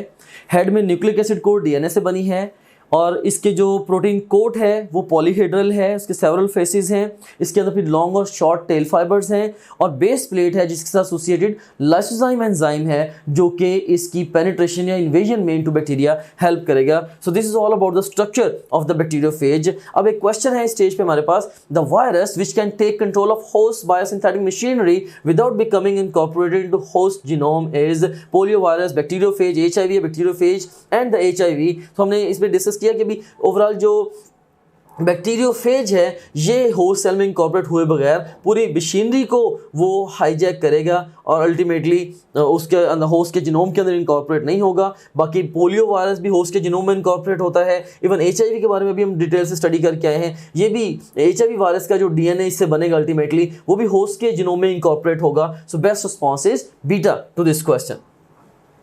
अब एक और रेंज है क्वेश्चंस की हमारे पास। A option is attachment, B option is penetration और invasion which is one and the same thing. I always like to tell same things to my students because जो ऑप्शंस हैं उनमें सेम जो terminologies हैं वो डिफरेंट वर्डिंग्स के साथ appear हो सकती हैं। तो इसीलिए मैं हमेशा मेरी एक टेंडेंसी होती है कि मैं जो एक ही अगर चीज़ के कई सारे नाम हैं तो वो सारे के सारे नाम मैं किसी न किसी तरीके से क्वेश्चंस के जरिए या ओवरऑल अपनी डिस्क्रिप्शंस के जरिए आपको बता दूँ। सो बहरहाल अटैचमेंट, उसके बाद बी ऑप्शन है पेनिट्रेशन और invasion, C option is multiplication, D option is lysis, E option is lysogeny and F option is induction. और हमारे पास कमांड क्या है, choose a single best answer for each statement. और पहली स्टेटमेंट क्या है, which of the following is first step in bacteriophage life cycle. Of course इसमें जो सबसे पहला स्टेप है that is attachment to the host cell surface. और नंबर टू पे जो स्टेटमेंट है हमारे पास वो क्या है, the process in which viral DNA instead of taking control of host machinery becomes incorporated into the bacterial chromosome is known as. तो अगर इनकॉर्पोरेट हो गया ऑफ कोर्स इसको फिर हम क्या बोलेंगे, दिस इज लाइसोजनी। और उसके बाद फिर नेक्स्ट देखें, in bacteriophage life cycle lysozyme enzyme is involved in, अभी जैसे हमने डिस्कस किया कि समहाउ ये पेनिट्रेशन या इन्वेजन में इन्वॉल्व है। और उसके बाद नेक्स्ट अब देखें, in bacteriophage life cycle which is bridge reaction between lytic and the lysogenic cycle. तो इसमें से जो इंडक्शन है ये लिटिक और लाइसोजेनिक साइकिल में ब्रिज रिएक्शन है। सो ये एक ग्राफिकल फोटोग्राफ है। बेसिकली ये जो बिहेवियर है T4 फेज का इनसाइड द बैक्टीरिया ये उसको ये सम अप कर रही है। So this is the conceptual diagram on the behaviour of the T4 phase. यहाँ पे मैंने कीवर्ड बिहेवियर यूज किया है, लाइफ साइकिल यूज नहीं किया। वैसे तो लाइफ साइकिल को भी यूज कर सकते हैं लेकिन बिहेवियर एक मोर अप्रोप्रिएट वर्ड इस सेंस में है कि हम वायरसेस को प्रॉपरली लिविंग थिंग्स डॉक्यूमेंट नहीं करते। तो अगर हम उनको प्रॉपरली लिविंग थिंग्स ही नहीं कहते तो हम उनका लाइफ साइकिल कैसे डिस्कस करें। So I think behaviour is more appropriate word. Anyways इसमें अब देखें कि सबसे पहले हम स्टार्टअप लेते हैं कि सबसे पहला काम क्या होना है कि जो वायरस है या जो बैक्टीरियोफेज है ये अटैच होगा on the surface of bacteria.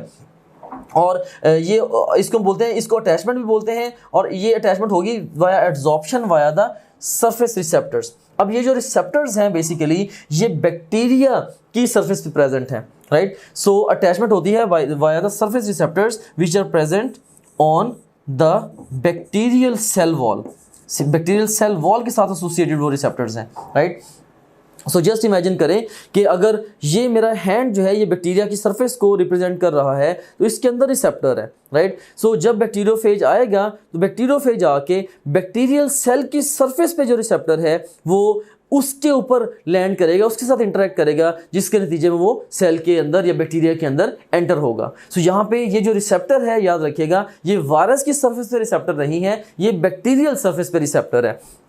उसके बाद आप देखें as a result of this attachment ultimately क्या होगा कि वो जैसे ही बैक्टीरियोफेज लैंड किया on the surface of the bacteria, right, जैसे वो लैंड किया तो वहाँ पे लैंड करके रिलीज करेगा लाइसोजाइम एंजाइम। उसकी बेस प्लेट साथ जो एसोसिएटेड लाइसोजाइम एंजाइम है वो रिलीज करेगा जिससे बैक्टीरियल सेल वॉल को डिसॉल्व करेगा। अब जस्ट इमेजिन करें कि अगर ये बैक्टीरियल सेल वॉल है इसके ऊपर अगर ये बैक्टीरियोफेज लैंड करता है, लैंड करके यहाँ पे इसकी जो बेस प्लेट है वो लाइसोजाइम एंजाइम रिलीज करेगी जिसके नतीजे में इसमें एक होल क्रिएट होगा सेल वॉल में। अल्टीमेटली लाइसोजाइम एंजाइम की मदद से फिर जो इसका बैक्टीरियोफेज का डीएनए है वो होस्ट सेल के अंदर एंटर हो जाएगा। सो यू कैन सीन हियर कि पेनिट्रेशन या इन्वेजन होती है वाया लाइसोजाइम एंजाइम। और यहाँ पे एक इंपॉर्टेंट फैक्ट टू रिमेंबर ये है कि only DNA enters into the cell. बाकी जितने भी चीज़ें इसके स्ट्रक्चर में हमने पढ़ी हैं, भले वो उसका प्रोटीन कोट है या टेल है या फाइबर्स हैं, टेल फाइबर्स हैं, सारी चीज़ें बाहर रहती हैं, सिर्फ एक चीज़ एंटर होती है और वो डीएनए है। हमने एचआईवी के केस में डिफरेंटली पढ़ा है। उसके केस में पूरा प्रोटीन कोट जिसके अंदर आरएनए के दोनों स्ट्रैंड्स और रिवर्स ट्रांसक्रिप्टेज सब कुछ एंटर होता है हेल्पर टी सेल के अंदर, लेकिन यहाँ पे सिर्फ और सिर्फ डीएनए एंटर होता है। ये एक मेजर डिफरेंस है बहरहाल। So DNA would enter into the host which is of course bacterium. अब एंट्री के बाद डीएनए जैसे ही एंटर हुआ बैक्टीरियम के अंदर, तो अब ये जो डीएनए है ये दो ऑप्शन में से कोई एक ऑप्शन ऑप्ट कर सकता है, राइट। ये डिपेंड करता है कि वो वायरस कैसा है। अगर तो वो विरुलेंट फेज होगा यानी कि अग्रेसिव फेज होगा तो मे बी इसकी टेंडेंसी होगी कि बैक्टीरियल सेल को लाइज करे, राइट। और अगर वो टेम्परेट फेज होगा तो इसकी में भी टेंडेंसी होगी कि ये बैक्टीरियल सेल को लाइज ना करे बल्कि उसके साथ ही ये अपनी ओवरऑल ये रहता रहे, उसके साथ को एग्जिस्ट करे। बट इसको हम देखते हैं कि पेनिट्रेशन के बाद अब एक तो ऑप्शन ये है कि ये जाके बैक्टीरियल क्रोमोसोम को डिसॉल्व कर दे, जो कि ऑफ कोर्स उस वक्त इसकी एंट्री से पहले बैक्टीरिया के सारे मेटाबॉलिज्म को रेगुलेट कर रहा था, उसका कंट्रोलिंग पॉइंट था। सो ये जाके जो वायरल डीएनए है ये बैक्टीरियल डीएनए को डिसॉल्व करे और ये जो बैक्टीरियल मशीनरी है सारी की सारी उसको हाईजैक कर ले, राइट। सो उसको हाईजैक करके फिर बैक्टीरियल चूंकि क्रोमोसोम डिसॉल्व हो गया, अब जो बैक्टीरियल मशीनरी है जितनी भी सिंथेटिक मशीनरी सेल की, उस मशीनरी को वायरल डीएनए यूज करेगा और वायरस कह लें कि बैक्टीरियल मशीनरी से अपने डिफरेंट पार्ट्स बनवाएगा, लाइक अपने हेड को बनवाएगा, टेल बनवाएगा, long tail, short tail fibres and so on, lysozyme enzyme, सारी की सारी जो डिफरेंट चीज़ें हैं वो बैक्टीरियल सेल से बनवाएगा। हाँ, यहाँ पे मैं एक और इम्पॉर्टेंट पॉइंट बताना आपको चाहता हूँ कि वायरस के अपने पास कोई भी सिंथेटिक मशीनरी एग्जिस्ट नहीं करती। सो वायरस के जो 100% पार्ट्स हैं वो उसका होस्ट सेल ही सिंथेसाइज करता है। वायरस ना तो अपना डीएनए खुद बना सकता है, ना अपना प्रोटीन कोड खुद बना सकता है, ना कोई एंजाइम खुद बना सकता है। So absolutely nothing, there is nothing and absolutely nothing which virus can make, ठीक है। सो वायरस कोई भी चीज़ खुद से सिंथेसाइज नहीं कर सकता। सेम केस यहाँ पे भी है, बैक्टीरियोफेज खुद कोई चीज़ सिंथेसाइज कर नहीं सकता, वो होस्ट के अंदर एंटर हुआ, होस्ट के अंदर एंटर होके उसके क्रोमोसोम को डिसॉल्व करके उसके होस्ट से या बैक्टीरियम से अपने डिफरेंट पार्ट्स बनवाएगा। प्रोसेस को हम बोलते हैं दिस इज मल्टीप्लिकेशन या इसको हम रेप्लिकेशन भी बोलते हैं। और उसके बाद फिर अल्टीमेटली जब काफ़ी सारे पार्ट्स बन जाएंगे इसके बैक्टीरियोफेज के, उस डिफरेंट पार्ट्स आपस में असेंबल होंगे और असेंबली के बाद सो यू कैन से कि यहाँ पे एक प्रोसेस आता है असेंबली का भी। आफ्टर मल्टीप्लिकेशन असेंबली से असेंबल करके या असेंबल होके जो वायरसेस हैं वो क्या करेंगे, बैक्टीरियल सेल को लाइज कर देंगे या रप्चर कर देंगे, जिसके नतीजे में तकरीबन 200 कॉपीज जो रिलीज होंगी तकरीबन 20 से 30 मिनट के अंदर 20 से 30 मिनट के अंदर। और उसके बाद फिर जो नए जो वायरसेस रिलीज हुए हैं they are ready to attack the new cells of bacteria, right. So ये जो साइकिल है हम बोलते हैं this is the lytic cycle. ये जो साइकिल आपको बताया गया है ये लिटिक साइकिल है। क्यों? क्योंकि इसके अंदर एक विरुलेंट फेज ने बैक्टीरियल सेल की लाइसिस कॉज की at the end of the day.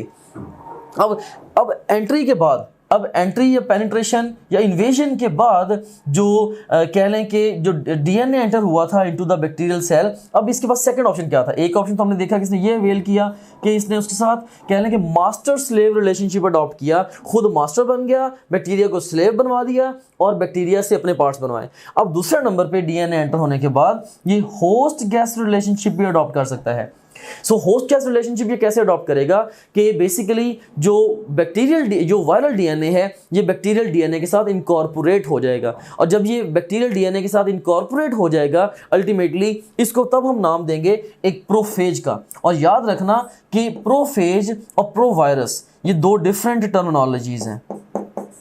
Provirus के बारे में हम ये कहते हैं कि ये एक जनरल टर्मिनोलॉजी है, प्रोवायरस एक जनरल टर्मिनोलॉजी है। और जो प्रोवायरस है आप कह सकते हैं कि this is any viral DNA incorporated into any host DNA. So viral DNA simply कोई भी वायरस है, कोई भी होस्ट है, वायरल डीएनए अगर होस्ट के डीएनए के साथ इनकॉर्पोरेट हुआ तो हम क्या कहेंगे, ये प्रोवायरस है। उसके मुकाबले में प्रोफेज क्या है, राइट। प्रोफेज क्या है, specifically the bacteriophage DNA incorporated into the bacterial DNA, इसको अगर मैं ये कहूँ कि bacteriophage DNA incorporated into host DNA, हमें पता है बाय डिफॉल्ट कि बैक्टीरियोफेज जो है इसका होस्ट बैक्टीरियम ही है, तब भी मैं इसके लिए कहूँगा जी ये प्रोफेज है, ये टर्मिनोलॉजी भी प्रोफेज है, राइट। या अगर मैं ये कहूँ कि viral DNA incorporated into the bacterial DNA, ये भी मुझे पता है कि इनडायरेक्टली प्रोफेज ही की बात हो रही है, क्योंकि अगर होस्ट स्पेसिफिक कर दें या वायरस को स्पेसिफिक कर दें, इट्स वो डिफरेंट वेज इसको कर सकते हैं, इट्स प्रोफेज। अब प्रोफेज और प्रो वायरस, इसमें अब हमें पता चल गया कि प्रो वायरस जनरल टर्मिनोलॉजी है और प्रोफेज स्पेसिफिक टर्मिनोलॉजी है।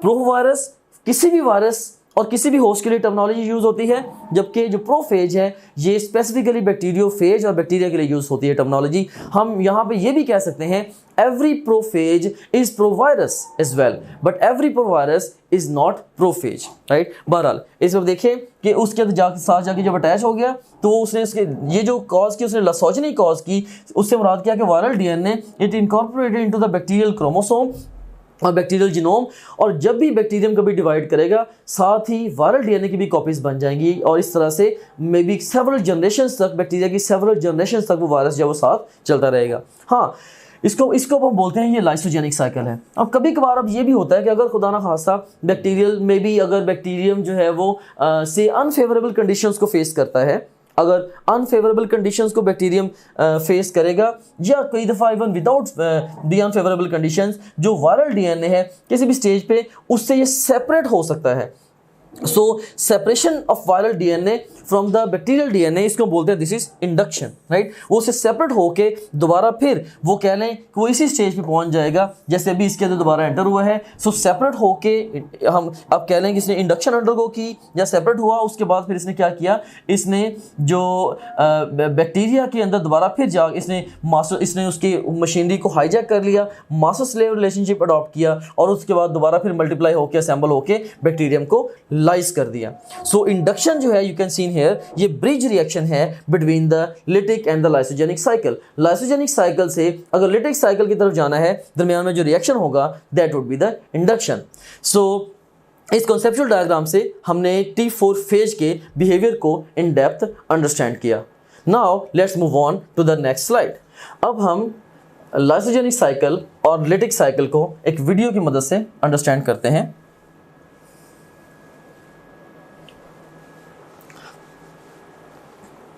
So you can seen here, ये हमारे पास है जी एक बैक्टीरियम, ये आपको नजर आ रहा है बैक्टीरियल क्रोमोसोम। सो ये बैक्टीरियम है और बैक्टीरियल क्रोमोसोम नजर आ रहा है। ये वायरस आया और ये ओवरऑल रिसेप्टर साइट पे गया, इससे इंटरेक्ट किया, लाइसोसोम एंजाइम रिलीज हुआ, होल क्रिएट हुआ, और डीएनए आप देख सकते हैं कि ये बैक्टीरियम के अंदर एंटर हुआ और बाकी हर चीज़ बाहर रह गई। अब ये जो डीएनए एंटर हुआ है, इसने जाके क्या किया, इसने क्रोमोसोम जो बैक्टीरियल क्रोमोसोम है, जीनोम है, उसके साथ नए बॉन्ड्स बना लिए, और ये जो बना है ये प्रोफेज है। इसको हम प्रोवायरस भी कह सकते हैं जनरली, बट स्पेसिफिकली ये प्रोफेज ही है क्योंकि ये वायरल डीएनए है incorporated into the bacterial DNA. अब जब बैक्टीरियम ने डुप्लीकेट होना होगा या जब इसने बाइनिफिकेशन अंडरगो करनी है, तो अपने डीएनए के साथ साथ ये वायरल डीएनए को भी रेप्लिकेट कराएगा, और उसके बाद फिर जो भी डॉटर सेल्स बनेंगे उनके अंदर भी वायरल डीएनए की एक कॉपी चली जाएगी, और इस तरह से फॉर सेवरल जनरेशन ये काम होता रहेगा। और उसके बाद फिर देखिए किसी भी स्टेज पे जो वायरल डीएनए है ये बैक्टीरियल डीएनए से सेपरेट हो जाएगा। ये सेपरेशन इज इंडक्शन, राइट। अब सेपरेट होकर इसने वायरल बैक्टीरियल डीएनए को डिसॉल्व कर दिया, और फिर उससे बैक्टीरियल मशीनरी से अपने डिफरेंट पार्ट्स बनवा के असेंबल करवा लिया, खुद को मल्टीप्लाई हो गया और उसको रप्चर करके बाहर आ गया। सो माय डियर स्टूडेंट, ये अभी तक हमने देखा था लाइसोजेनिक साइकिल एंड इंडक्शन। अब हम अंडरस्टैंड करते हैं ज़रा लिटिक साइकिल को। So please watch this video carefully once again. ये बैक्टीरियम है, इसकी सरफेस पे आया बैक्टीरियोफेज, आके इसने लाइसोजाइम एंजाइम को रिलीज किया, जिसकी मदद से होल क्रिएट हुआ, और viral DNA it entered into the bacterial cell. अब जैसे ही ये वायरल डीएनए इसके अंदर एंटर होगा, अंदर जाके ये इसके क्रोमोसोम को डिसॉल्व करा देगा। सो बैक्टीरियल क्रोमोसोम को जब इसने डिसॉल्व करा दिया, you can seen here bacterial chromosome dissolve हो गया। इस तरह से अब जो बैक्टीरियल मशीनरी है ये सारी हो गई हाईजैक। अब ये जो वायरल डीएनए है ये बैक्टीरियल मशीनरी को यूज़ करते हुए अपनी डिफरेंट प्रोटीन्स और डिफरेंट पार्ट्स अपने बनवाता चला जाएगा। सो डिफरेंट पार्ट्स इसके सिंथेसाइज हुए, और सिंथेसाइज होने के बाद अल्टीमेटली वो असेंबल हो गए. You can seen here they start getting assembled and after assembly ये बैक्टीरियल सेल को लाइज करेगा या रप्चर करेगा और रिलीज हो जाएगा. और हर एक वायरस जो कि रिलीज हो रहा है this is ready to attack another bacterial cell. So that's how the process will keep on going, and that's all about viruses. Thank you very much for the patient listening. I hope that you have enjoyed the process of learning with me. May Allah bless you.